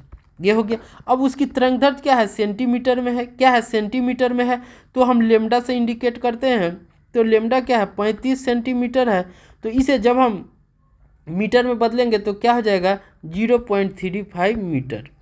ठीक है। अब हमको ये निकल गया। तो हमको कह रहा है यह इतना किलोमीटर की दूरी। अब इसकी जो दूरी है उसकी तरंग दैर्घ्य 35 सेंटीमीटर, और यह दूरी कितना चल रही है, 1.5 किलोमीटर। क्या चल रही है, 1.5 किलोमीटर। तो हमारा डी कितना हो जाएगा, यहाँ देख सकते हैं हमारा। तो वेलोसिटी क्या हो जाएगा, वेग, तरंग वेग। तरंग वेग बराबर हमने अभी जाना है क्या होता है, तरंग दैर्घ्य गुना आवृत्ति। आवृत्ति तो क्या होता है, भी बराबर लेम्डा न्यू। अब देखिए लेम्डा हमारा क्या आया, तो 0.5 है, गुना, और ये क्या आया है, तो 2000 हर्ट्ज। अब देखिए यहाँ हम 100 लिख सकते हैं, ये हटेगा। अब 2 जीरो से इसको काट दीजिए तो हमारा 20 हो गया। तो क्या हो जाएगा, 70-700। क्या हो जाएगा, 700 मीटर पर सेकेंड। तो हमारा वेग क्या हो जाएगा, 700 मीटर पर सेकेंड। अब देखिए हमारा ये वेग हो गया 700 मीटर में। अब कह रहा है तरंग को 1.5 किलोमीटर दूरी तय करने में लगा समय। अब देखिए हमको समय निकालना है। तो हम जानते हैं कि समय बराबर हमारा क्या हो जाएगा, समय बराबर दूरी बटा वेग हो जाएगा। अब देखिए हमारा दूरी क्या है, 1.5 क्या है, किलोमीटर। तो इसको मीटर में बदलने के लिए हम क्या करेंगे, 1000 से गुना करते हैं। अब वेग हमारा कितना आया है, 700। अब 2 जीरो से जो 2 जीरो काट दीजिएगा तो यहाँ हमारा क्या हो जाएगा, और ये दशमलव हटाइएगा तो नीचे 10 आ जाएगा, तो ये भी कट जाएगा, तो हमारा क्या आ जाएगा 15/7।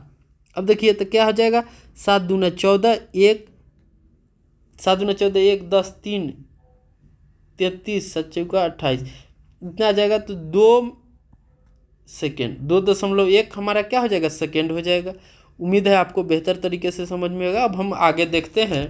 अब हमसे कह रहा है कि किसी एकांक क्षेत्रफल से 1 सेकेंड में गुजरने वाली ध्वनि ऊर्जा को ध्वनि की तीव्रता कहते हैं। तो ध्वनि की तीव्रता क्या होती है, तो किसी भी एकांक क्षेत्रफल से 1 सेकेंड में ध्वनि ऊर्जा कितनी तीव्रता से गुजर रही है, वही हमारा क्या होता है, ध्वनि की तीव्रता कहलाती है। तो 1 सेकेंड में ध्वनि जितनी ध्वनि की जो ऊर्जा गुजरती है, ये वही हमारा क्या है, ध्वनि की तीव्रता। तो एक एकांक क्षेत्रफल में 1 सेकंड में जितनी ध्वनि की ऊर्जा गुजरती है, वही हमारी ध्वनि की तीव्रता कहलाती है। यद्यपि हम कभी कभी प्रबलता, तीव्रता शब्दों का पर्याय के रूप में उपयोग करते हैं, लेकिन इनका अर्थ जो होता है एक नहीं है।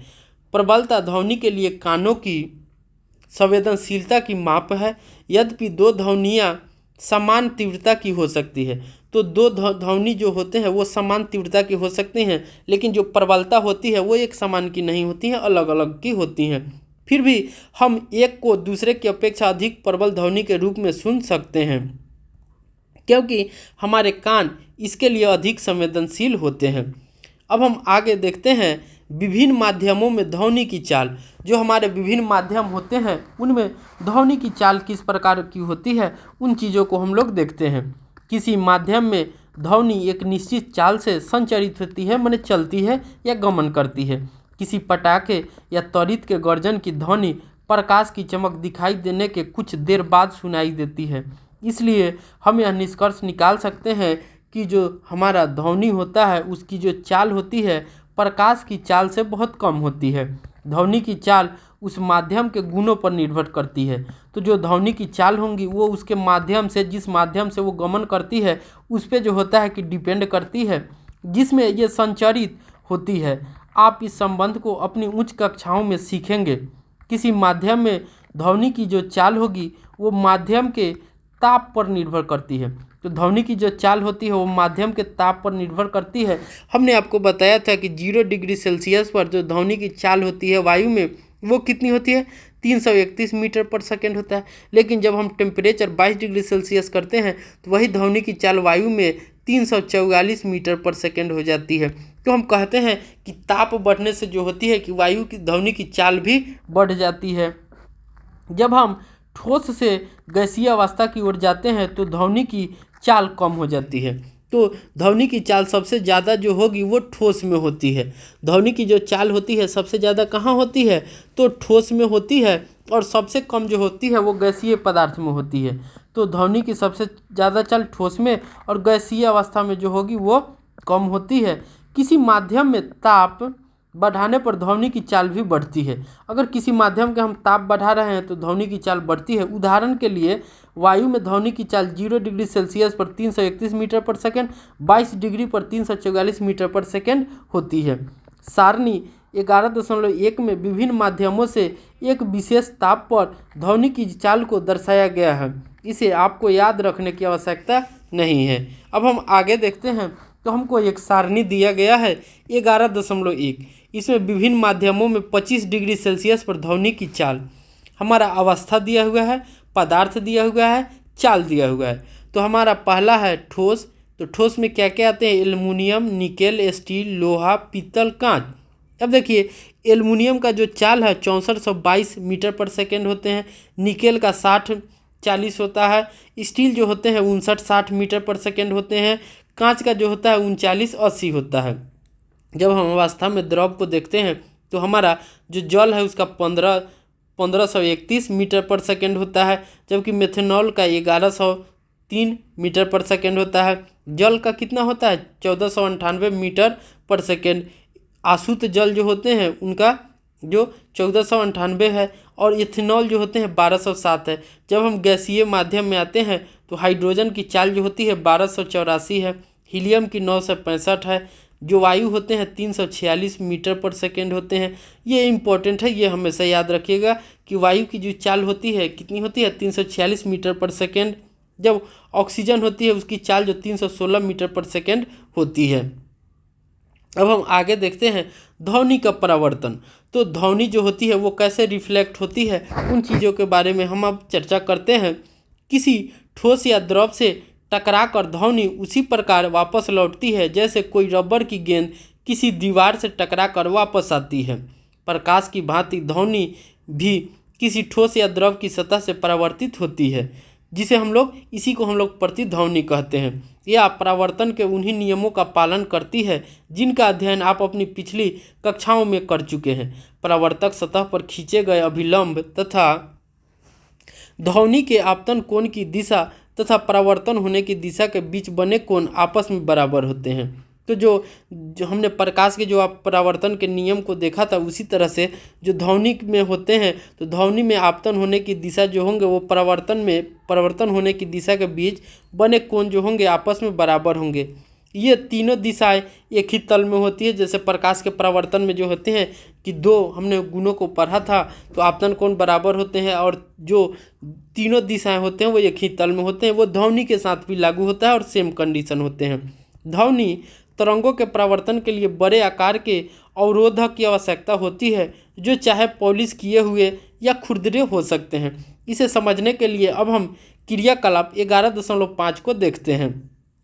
चित्र 11.9 की भांति दो एक जैसे पाइप लीजिए। आप चार्ट पेपर की सहायता से ऐसे पाइप बना सकते हैं। पाइपों की लंबाई पर्याप्त होनी चाहिए, चार्ट पेपर की लंबाई के बराबर। इन्हें दीवार के समीप किसी मेज पर व्यवस्थित कीजिए।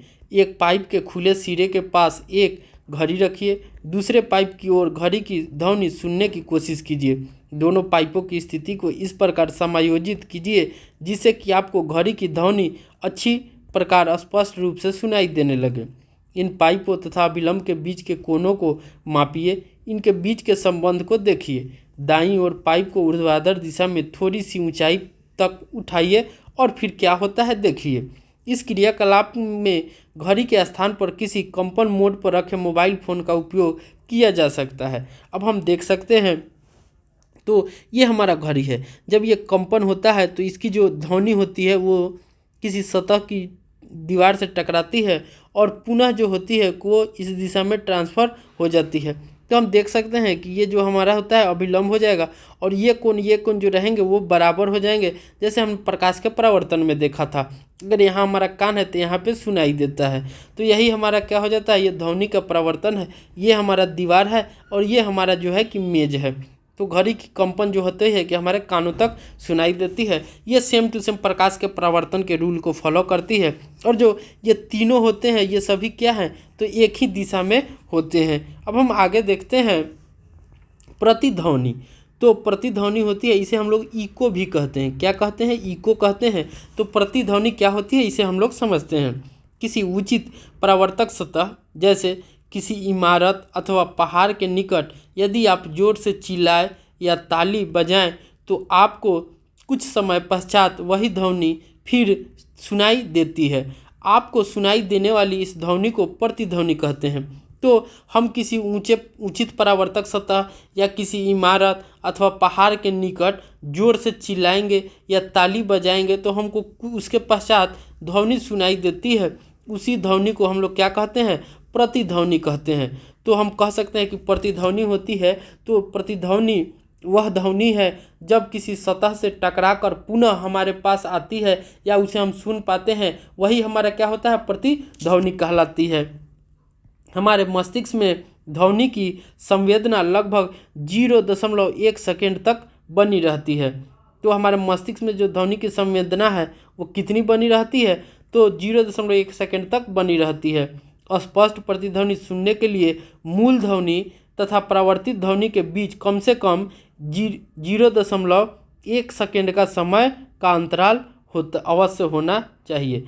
तो जो हम बोलेंगे तो उसकी जो परावर्ती ध्वनि है वो कम से कम हमारा क्या इस 0.1 सेकेंड का अंतर होना चाहिए, आवश्यक है।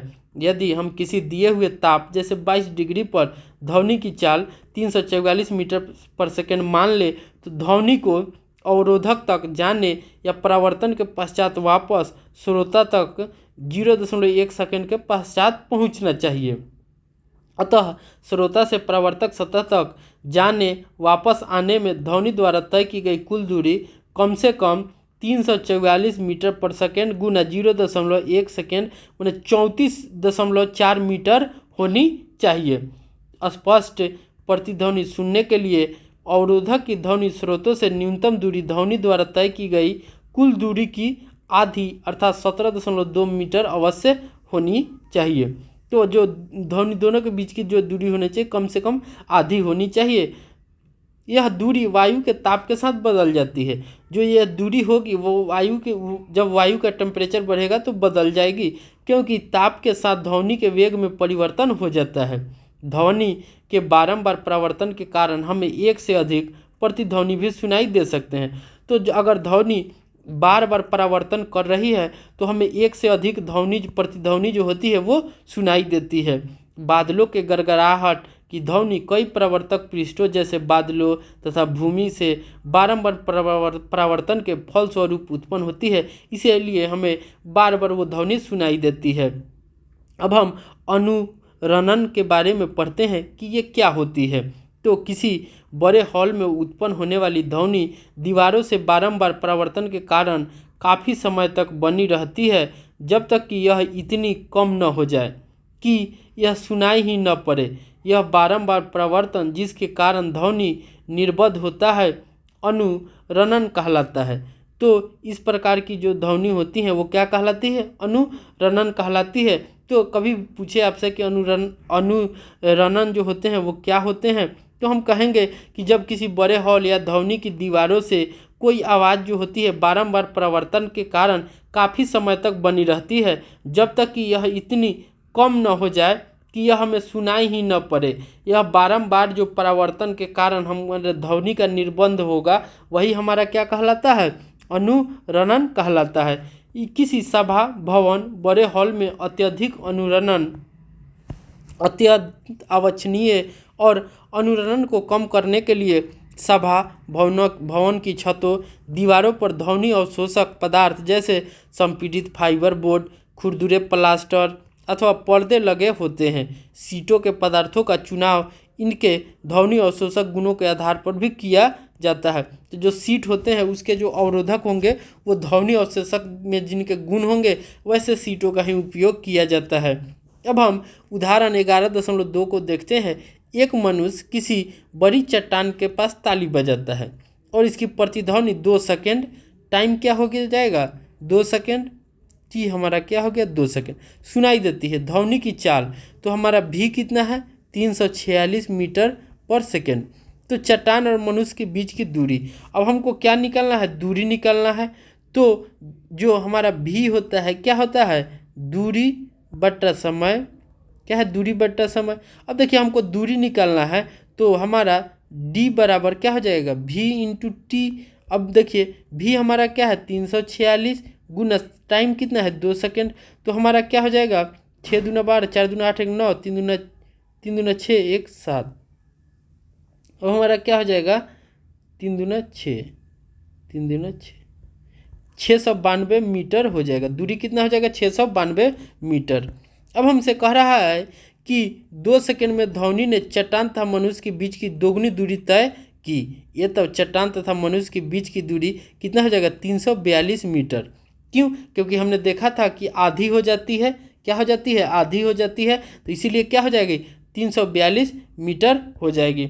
अब हम आगे ध्वनि के बहुल परावर्तन के उपयोग, जो ध्वनि के परावर्तन हो रहे हैं उनके हमारे जीवन में क्या क्या उपयोग हैं उन चीज़ों के बारे में हम अब देखते हैं। जैसे हम मेगाफोन या लाउड स्पीकर, हॉर्न, तूरे आदि, शहनाई जैसे वाद्य यंत्र सभी एक प्रकार के बनाए जाते हैं।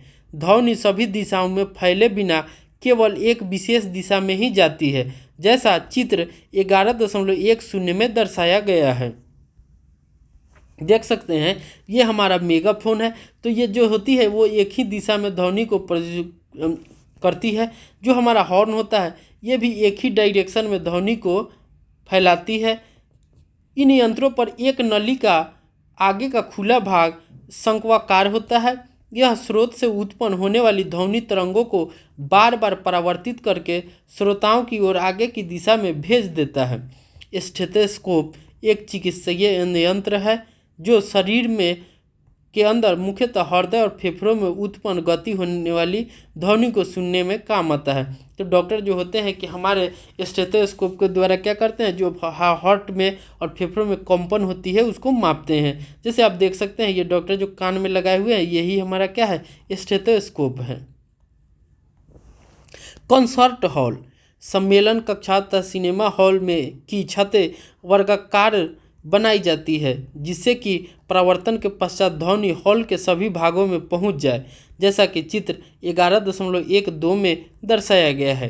कभी कभी वक्राकार ध्वनि पट्टों को मंच के पीछे रख दिया जाता है जिससे कि ध्वनि पट्ट से परावर्तन के पश्चात समान रूप से पूरे हॉल में फैल जाए। तो देख सकते हैं कि इस तरह से स्पीकर को एडजस्ट किया जाता है किसी सम्मेलन में कि ये परावर्तक सतह से टकराकर सभी लोगों तक जो हो वो पहुँचे। तो इसीलिए इसकी छत जो होती है ये कैसी होती है, तो वक्राकार होती है। अब हम आगे देख सकते हैं ये हमारा ध्वनि स्रोत है। तो ये मान लीजिए सभी सतह से जो होगी वक्राकार सतह होगी उस या जो ध्वनि पट्ट होगी उसे ये टकरा कर बार बार क्या हो जाएगी, सभी श्रोताओं के पास पहुंच जाती है। अब हम आगे देखते हैं श्रव्यता का परिसर, जो हमारी सुनने का रेंज है, कितने तक की ध्वनि को हम लोग सुन पाते हैं उस चीज़ पर हम लोग चर्चा करते हैं। हम सभी आवृत्ति की ध्वनियों को नहीं सुन पाते, तो सभी आवृत्ति की जो ध्वनि होती है उन्हें हम सुन नहीं पाते हैं। मनुष्य में ध्वनि की श्रव्यता का परिसर लगभग 20 हर्ट्ज से 20,000 हर्ट्ज 1 हर्ट्ज 1 साइकिल पर सेकेंड ने हम लोग जो ध्वनि की श्रव्यता है उसका परिसर है 20 हर्ट्ज से लेकर 20,000 तक की ध्वनि को हम लोग सुन पाते हैं। 5 वर्ष से कम आयु के बच्चे तथा कुछ जंतु जैसे कुत्ते 25 किलो हर्ट्ज तक की ध्वनि भी सुन सकते हैं। तो जो बच्चे होते हैं वो जो 5 वर्ष से आयु के कम होते हैं वो 25 किलो हर्ट्ज तक की ध्वनि को सुन सकते हैं। तो जो व्यक्तियों की वायु बढ़ती है उनके कान उच्च आवृत्ति के लिए कम सुग्राही होते हैं। 20 हर्ट्ज से कम आवृत्ति की ध्वनि को अश्रव्य कहते हैं। तो 20 हर्ट्ज से जिसकी ध्वनि कम होगी वो क्या कहलाती है, अश्रव्य कहलाती है। क्या कहलाएगी, अश्रव्य ध्वनि कहलाती है। यदि हम किसी अश्रव्य ध्वनि को सुन पाते तो हम किसी लोलक के कंपनों को उसी प्रकार सुन पाते जैसे कि हम किसी मक्खी पंखे के कंपनों को सुन पाते हैं। राइनोसीरस जैसे गेंडा 5 हर्ट्ज की आवृत्ति की अश्रव्य ध्वनि का उपयोग करके संपर्क स्थापित करता है।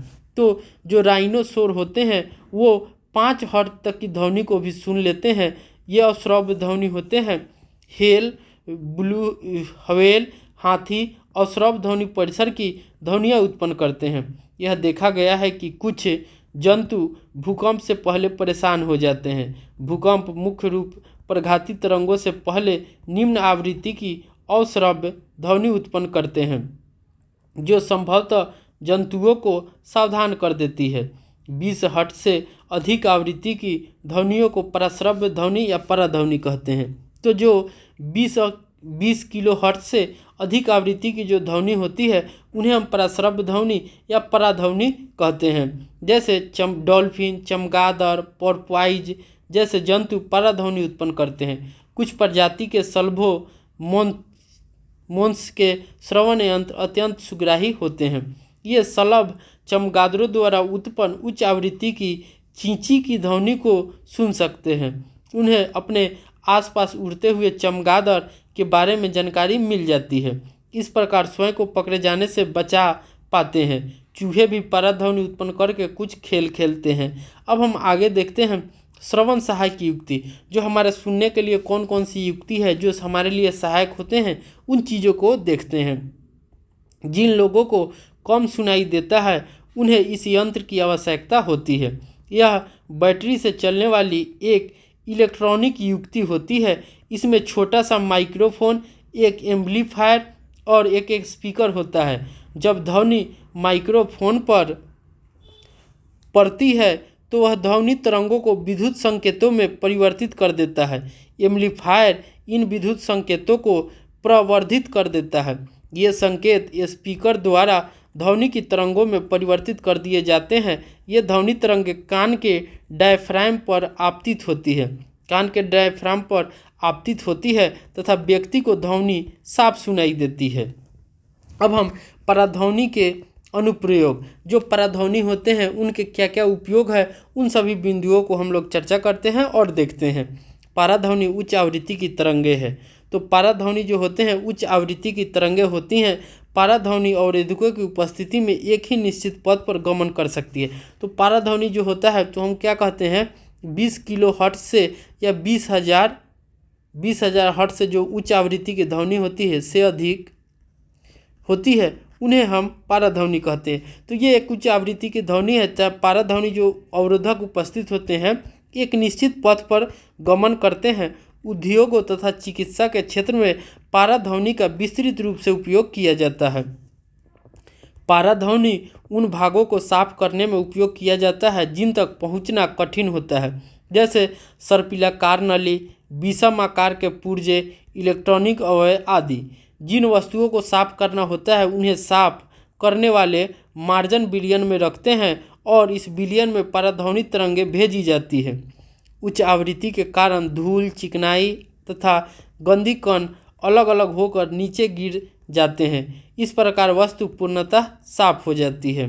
अब पराध्वनि का उपयोग धातु के ब्लॉकों एवं में दरारों, अन्य दोषों का पता लगाने में किया जाता है। धात्विक घटकों को प्रायः बड़े बड़े भवनों, पुलों, मशीनों तथा एक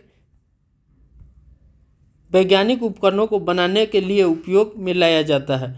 ध्वनि के ब्लॉक में विद्यमान दरार या छिद्र जो बाहर की ओर दिखाई नहीं देते, भवन या पुल की संरचना की मजबूती को कम कर देता है। पराध्वनि तरंगें धातु के ब्लॉक से गुजारी जाती है और प्रेषित तरंगों का पता लगाने के लिए संसूचकों का उपयोग किया जाता है। यदि थोड़ा सा भी दोष होता है तो पराध्वनि तरंगें परावर्तित हो जाती है, जो दोष की उपस्थिति को दर्शाती है। तो पराध्वनि क्या होंगे, परावर्तित हो जाएंगी और जो दोष की उपस्थिति को दर्शाती हैं। अब हम आगे देखते हैं साधारण ध्वनि, जिसकी तरंग दैर्ध्य अधिक होती है, दोष युक्त स्थान के कोनों से मुड़कर संसूचक तक पहुंच जाती है। इसलिए ध्वनि का उपयोग इस कार्य के लिए नहीं किया जा सकता। अब हमारा आगे है, पराध्वनि को हृदय के विभिन्न भागों से परावर्तित कराकर हृदय प्रतिबिंब बनाया जाता है। इस तकनीक को इकोकार्डियोग्राफी कहते हैं, ईसीजी कहते हैं। क्या कहते हैं, ईसीजी कहते हैं। इकोकार्डियोग्राफी कहते हैं। पराध्वनि सूचकांक एक ऐसा यंत्र है जो पराध्वनि तरंगों का उपयोग करके मानव शरीर के आंतरिक भागों का प्रतिबिंब प्राप्त करने के लिए काम में लाया जाता है। तो आंतरिक भाग जो हमारे मानव शरीर है उसके जो इंटरनल पार्ट होते हैं उनमें जो होता है कि वो पराध्वनि भेजकर उनके संसूचकांकों को कि जैसे क्या क्या चीज़ें खराब है या कौन सा प्रॉपर काम कर रहा है या नहीं कर रहा है, उन चीज़ों के बारे में हम प्रतिबिंब पाते हैं। इन संसूचक से रोगों में यकृत, पित्ताशय, गर्भाशय, गुर्दे आदि का प्रतिबिंब प्राप्त किया जा सकता है। यह संसूचकांक को शरीर की सामान्य जैसे पित्ताशय, गुर्दे में पथरी तथा विभिन्न अंगों में अवरुद्ध ट्यूमर का पता लगाने में सहायता करता है। इस तकनीक में पराध्वनि तरंगें शरीर के ऊतकों में गमन करती है। तो जो पराध्वनि होंगे वो शरीर के हमारे ऊतकों में जो होती है वो गमन करती है तथा उस स्थान से परावर्तित हो जाती है जहां ऊतक के घनत्व में परिवर्तन होता है। इसके पश्चात इन तरंगों को विद्युत संकेतों में परिवर्तित किया जाता है जिससे उस अंग का प्रतिबिंब बना लिया जाए। इन प्रतिबिंबों को मॉनिटर पर प्रदर्शित किया जाता है या फिल्म पर मुद्रित किया जाता है। आगे हम इस तकनीक को अल्ट्रासोनोग्राफी कहते हैं। तो ये तकनीक होती है जिसे हम लोग क्या कहते हैं, तो अल्ट्रासोनिक ग्राफी कहते हैं। क्या कहते हैं, अल्ट्रासोनिक ग्राफी कहते हैं।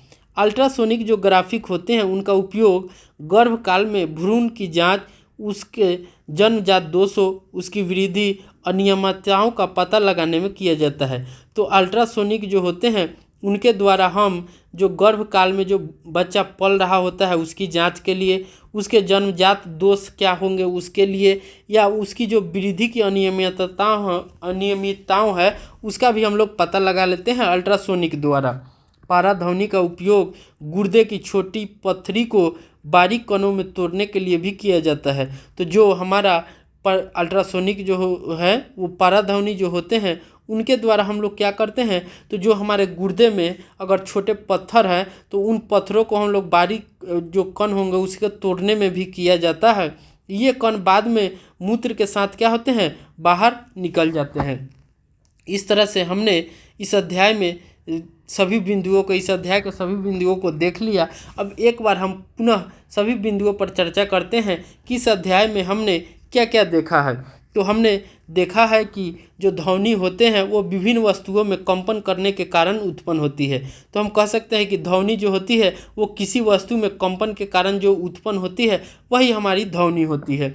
आगे हमने देखा था कि जो ध्वनि किसी द्रवात्मक माध्यम के अनुदैर्घ्य तरंगों के रूप में जो संचरित होती है। तो कोई भी जो ध्वनि होती है वो किसी जो पदार्थ हैं, अवस्थाएं होते हैं उसके माध्यम में अनुदैर्घ्य तरंगों के रूप में भी गमन करती है। और कभी कभी हमने देखा था कि जब ये ध्वनि होते हैं तो उनमें माध्यम की सबसे बड़ी आवश्यकता होती है। आगे हमने देखा था कि माध्यम को क्रमागत हमने देखा था कि संपीड़न और विरलन के रूप में संचरित किया था। तो जो घने होते हैं या जो उच्च दाब होते हैं, तो हमने देखा था कि जो उच्च दाब है उन्हें हम संपीड़न कहे थे, क्या कहे थे, संपीड़न कहे थे। और जो निम्न दाब वाले क्षेत्र होते हैं, निम्न दाब, तो उन्हें हम लोगों ने विरलन कहा था। क्या कहा था, तो विरलन कहा था। इसे हम लोग सी से इंडिकेट किए थे, इसे हम लोग आर से इंडिकेट किए थे। आगे हमने देखा था कि जो ध्वनि संचरण में माध्यम के कण आगे नहीं बढ़ते, केवल विक्षोभ से ही संचरित होते हैं। तो जो ध्वनि हमारा ट्रांसफ़र होता है वो सिर्फ माने उसके जो कण होंगे, जो हमारे वायुमंडल में जो कण होते हैं वो जो होते हैं वो आगे की तरफ, मान लीजिए यहाँ पे हमारा कान है, यहाँ पे हमारा कान है, तो कान तक जो वो होते हैं ये कण नहीं पहुँचते हैं। क्या होते हैं, इसके डिस्टर्बेंस जो होंगे वही हमारे कानों तक पहुँचते हैं। तो माध्यम के कण आगे नहीं बढ़ते हैं, केवल जो विक्षोभ होते हैं वही हमारे ध्वनि के संचरण के माध्यम में आगे बढ़ते हैं। आगे हमने देखा था कि जो घनत्व में के अधिकतम मान से न्यूनतम मान और पुनः अधिकतम मान से परिवर्तन से एक दोलन पूरा होता है। तो कोई भी जो घनत्व के अधिकतम मान से न्यूनतम मान और पुनः अधिकतम मान के परिवर्तन से एक दोलन जो होगा वो पूरा होगा। तो हम देखे थे कि जो है वो मान लीजिए अधिकतम मान से क्या होता है, तो ये हमारा अधिकतम मान है। जब अधिकतम मान से न्यूनतम मान और फिर अधिकतम मान जाता है तो ये एक दोलन पूरा होता है। और यही जो हमारा था कि क्या कहलाया था, तरंग दैर्घ्य कहलाया था। ये हमारा शिखर का, ये हमारा गर्त कहलाया था। ऊपर वाले जो होते हैं वो उसे हमने शिखर कहा था। ये जो हाइट है तो मूल बिंदु से, तो ये हमारा आयाम कहलाया था। क्या कहलाया था, तो ये हमारा जो था आयाम कहलाया था। आगे हम देखने थे कि जो हम वह न्यूनतम दूरी जिस पर किसी माध्यम का घनत्व या दाब आवर्ती रूप में अपने मान की पुनरावृत्ति करती है, ध्वनि की तरंग दैर्घ्य कहलाती है। तो जो वह दूरी होती है, तरंग दैर्घ्य एक प्रकार का दूरी है, वह न्यूनतम दूरी जिस पर कोई माध्यम का जो घनत्व या दाब आवृत्ति रूप में अपने मान की पुनरावृत्ति करती है वो क्या कहलाती है, ध्वनि की तरंग दैर्घ्य कहलाती है। या जिसे हम लोग वेवलेंथ भी बोले थे अंग्रेजी में, इसे लेमडा से इंडिकेट करते हैं। तो आप देख सकते हैं, मान लीजिए यहाँ से यहाँ तक अगर कोई गमन कर रहा है तो ये जो मान यहाँ से लेकर जो यहाँ तक की दूरी होगी, और तो ये अधिकतम से न्यूनतम आएंगे, अधिकतम से फिर यहाँ जाएगी, तो इसके जो बीच की दूरी होगी वही हमारा क्या हो जाता है, लेमडा हो जाता है, तरंग दैर्घ्य हो जाता है। आगे हमने देखा था कि तरंग द्वारा माध्यम के घनत्व एक संपूर्ण दोलन के लिए समय को आवर्तकाल कहते हैं। तो जो भी हमारा तरंग होगा अगर वो किसी माध्यम के घनत्व में जब एक संपूर्ण दोलन पूरा करने के लिए जितना समय लेता है वही हमारा क्या कहलाता है, आवर्तकाल कहलाता है। आगे हमने देखा था एकांक समय में होने वाले दोलनों की कुल संख्या को आवृत्ति कहते हैं। तो एकांक समय में जो दोलन की कुल संख्या होगी वही हमारा क्या कहलाएगा, आवृत्ति कहलाएगा। आवृत्ति को हम लोग न्यू से डिनोट किए थे, क्या किए थे, न्यू से डिनोट किए थे। तो आवृत्ति जो हमारा होता है वो 1/T होता है, माने न्यू बराबर 1/ आवर्तकाल होता है। तो आगे हमने फिर चर्चा किया था कि जो ध्वनि का वेग होता है वो भी आवृत्ति न्यू तरंग दैर्ध्य लैम्ब्डा में जो संबंध था, तो हमने देखा था कि जो हमारा भी होता है वो तरंग दैर्ध्य गुणे न्यू माने होता है कि तरंग दैर्ध्य गुना आवृत्ति होता है, आवृत्ति होता है। तो जो उसकी वेग होती है ध्वनि का वो तरंग दैर्ध्य गुना आवृत्ति होती है, भी बराबर लैम्ब्डा न्यू होता है। आगे हमने देखा था कि ध्वनि की चाल मुख्यतः संचरित होने पर माध्यम की प्रकृति तथा ताप पर निर्भर होती है। तो ध्वनि की जो चाल होती है वो माध्यम की प्रकृति कैसी है उस पर और ताप पर निर्भर होती है। तो हमने देखा था कि जो ताप बढ़ने पर ध्वनि की जो चाल होती है वो बढ़ती है, ताप बढ़ने पर ध्वनि की चाल बढ़ती है। तो 0 डिग्री सेल्सियस पर जो था कि 331 मीटर पर सेकेंड था, जबकि वही ताप हमारा 22 डिग्री सेल्सियस हो जाता है तो 344 मीटर पर सेकेंड हो जाता है ध्वनि की चाल। वही कर है माध्यम की प्रकृति पर। तो हम देखते हैं कि जब ठोस जो पदार्थ होते हैं तो ठोस में जो होते हैं कि ध्वनि की चाल जो होती है अधिकतम होती है, ध्वनि की चाल अधिकतम होता है, अधिकतम। और हमने देखा था कि जो गैस होते हैं उनमें ध्वनि की चाल जो होती है कम होती है, ध्वनि की चाल क्या होती है, कम होती है। आगे हमने देखा था कि जो हमारे ध्वनि के परावर्तन के नियम है, तो ध्वनि के जो परावर्तन के नियम होते हैं वो प्रकाश के नियम, परावर्तन के जो नियम है उसके समकक्ष ही होते हैं। तो ध्वनि के आपतन होने की दिशा तथा परावर्तन होने की दिशा परावर्तक सतह पर खींचे गए अभिलंब के समान कोण बनाते हैं। ये तीनों कोण जो होते हैं एक ही तल में होते हैं। तो हम मान लीजिए कोई ये ध्वनि है, तो ध्वनि जब पुनः इससे जाती है तो टकराती है और पुनः परावर्तन होती है।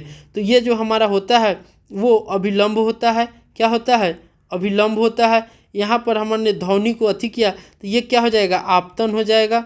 ये क्या होता है, परावर्तन होता है। तो इसका जो अभिलंब और परावर्तन और ये कोण होते हैं ये क्या होते हैं, तो दोनों समान होते हैं, दोनों कोण जो होते हैं समान होते हैं। तो ध्वनि के परावर्तन के अनुसार ध्वनि के जो आपतन होने की जो दिशा होगी, परावर्तन होने की दिशा, परावर्तक सतह, ये सभी जो होते हैं कि एक समान कोण बनाते हैं तथा तीनों जो होते हैं कि एक ही तल में होते हैं। अब हमने आगे देखा था कि जो अस्पष्ट प्रतिध्वनि सुनने के लिए मूल बिंदु तथा परावर्तित ध्वनि के बीच कम से कम 0.1 सेकेंड का जो होना चाहिए वो कम से कम समय अंतराल होना आवश्यक है। तो अस्पष्ट प्रतिध्वनि सुनने के लिए कम से कम कितना होना चाहिए, तो 0.1 सेकेंड का अंतराल होना चाहिए। अब हमने देखा था कि जो दूरी होती है, मान लीजिए हमारे और जो पहाड़ के ध्वनि और पहाड़ के बीच की दूरी मान लीजिए अगर दुगनी है तो उसकी जो होती है वो आधी हो जाती है हमारे बीच आने में प्रतिध्वनि। तो प्रतिध्वनि हमारे बीच आने में क्या हो जाएगा, आधी हो जाएगी। तो हमने एक न्यूमेरिकल भी सॉल्व किया था जिसमें हमारे ध्वनि की जो वेग थी ये 692 आया था। तो प्रतिध्वनि हमारे पास कितना आएगी, तो 342 के पास में आती है। तो इन सभी चीज़ों पर भी हमने एक न्यूमेरिकल बनाकर चर्चा किया था और उन बिंदुओं को समझा था। आगे हमने देखा था कि किसी सभागार में ध्वनि निर्बंध बारंबार परावर्तनों के कारण होता है, इसे हमने अनुरणन कहा था। क्या कहा था, तो अनुरणन कहा था। जो ध्वनि में निर्बाध पैदा करते हैं, बार बार निर्बाध पैदा करेंगे वो क्या कहेंगे, अनुरणन कहलाते हैं। आगे हमने देखा था कि ध्वनि के अभिलक्षण जैसे होते हैं, तो ध्वनि के विभिन्न अभिलक्षण होते हैं जैसे तारत्व, प्रबलता, गुणता, संगत तरंगों के गुणों के द्वारा निर्धारित होता है। यहाँ हमने अभिलक्षण में आयाम को भी देखा था, गर्त को भी देखा था, शिखर को भी देखा था, तरंग दैर्ध्य को भी देखा था। तो ये सभी जो आवृत्ति है, वेग है, ये सभी जो होते हैं कि ध्वनि के जो होते हैं वो अभिलाक्षणिक गुण है जिनमें तारत्व, प्रबलता, गुणता, संगत तरंगों के द्वारा निर्धारित होता है। तो ये जो भी होते हैं वो सभी जो होते हैं कि संगत जो उनके तरंग रहेंगे उसके द्वारा ही निर्धारित होते हैं। आगे हमने देखा था कि प्रबलता जो होती है ध्वनि की, तीव्रता के लिए कानों की शारीरिक अनुक्रियाएं हैं। किसी एकांक क्षेत्रफल से 1 सेकंड में गुजरने वाली ध्वनि ऊर्जा को ध्वनि की तीव्रता कहते हैं। तो जो किसी एकांक क्षेत्रफल से 1 सेकंड में गुजरने वाली जो ध्वनि की ऊर्जा होंगी उसे हम लोग क्या कहते हैं, तो ध्वनि की तीव्रता कहते हैं। क्या कहेंगे, ध्वनि की तीव्रता कहेंगे। आगे हमने देखा था कि मानव में ध्वनि की जो श्रव्यता होती है, सुनने की जो होती है, वो उसकी जो औसत परास होती है, औसत रेंज है, वो 20 हर्ट्ज से लेकर 20 किलो हर्ट्ज तक या 20 हर्ट्ज से 20,000 हर्ट्ज होती है। इतना तक की ध्वनि को जो होता है वो मानव सुन सकता है। आगे हमने देखा था कि श्रव्यता के जो परास होते हैं, श्रव्यता के परास से कम आवृत्ति की ध्वनियों को अश्रव्य कहते हैं। तो जो हमारे देखा था कि जो 20 हर्ट्ज से कम जिसकी आवृत्ति होती है उसे हमने अश्रव्य कहा था। और जो ध्वनि की जो श्रव्यता के परास से अधिक होती है, जैसे 20,000 या 20 किलो हर्ट्ज से अधिक होती है, उसे हमने पराध्वनि कहा था। उसे हमने क्या कहा था, पराध्वनि कहा था। आगे हमने देखा था कि जो पराध्वनि के चिकित्सक तथा प्रौद्योगिक क्षेत्रों में अनेक उपयोग होते हैं। तो जो पराध्वनि होते हैं उनको चिकित्सा क्षेत्र या प्रौद्योगिक क्षेत्रों में अनेक उपयोग होते हैं। तो हमने देखा था कि जो अल्ट्रासोनिक होते हैं या किसी चीज़ को हमारे शरीर में अगर पत्थर हो जाते हैं गुर्दे में, तो उसको तोड़ने में भी हम लोग पराध्वनि का ही उपयोग करते हैं। और जो धीरे धीरे करके मूत्र द्वारा हमारे वो पत्थर जो होते हैं बाहर आ जाते हैं। भ्रूण की जांच के लिए या उसकी अनियमितता है कि नहीं बच्चों में, उन सभी के लिए भी हमने देखा था कि हम पराध्वनि का यूज कर रहे थे। तो इस तरह से हमारा अध्याय 11 ध्वनि समाप्त हो गया। उम्मीद है आप लोगों को ये वीडियो अच्छा लगेगा, क्योंकि यहाँ बेहतर तरीके से सभी चीज़ों को अरेंज किया गया है ताकि आपको समझने में दिक्कत ना हो। अगर वीडियो अच्छा लगेगा तो प्लीज़ लाइक एंड सब्सक्राइब कर दीजिएगा। अगर हमारे चैनल पे नए हैं तो प्लीज़ हमारे चैनल को सब्सक्राइब कर दीजिएगा। हमारा चैनल का नाम फ्री क्लासेज 504 है। तो उम्मीद है आपको वीडियो अच्छा लगेगा। अगर इस अध्याय से रिलेटेड आपको कोई समस्या है या किसी चीज़ को आपको जानने की जिज्ञासा है तो आप हमारे कमेंट सेक्शन में लिख सकते हैं। वहां आपके कमेंट सेक्शन में आपको जवाब दिया जाएगा और उन बिंदुओं पर चर्चा किया जाएगा ताकि आपके अंदर कोई समस्या न रहे। तो मिलते हैं अगले वीडियो में, तब तक के लिए बाय।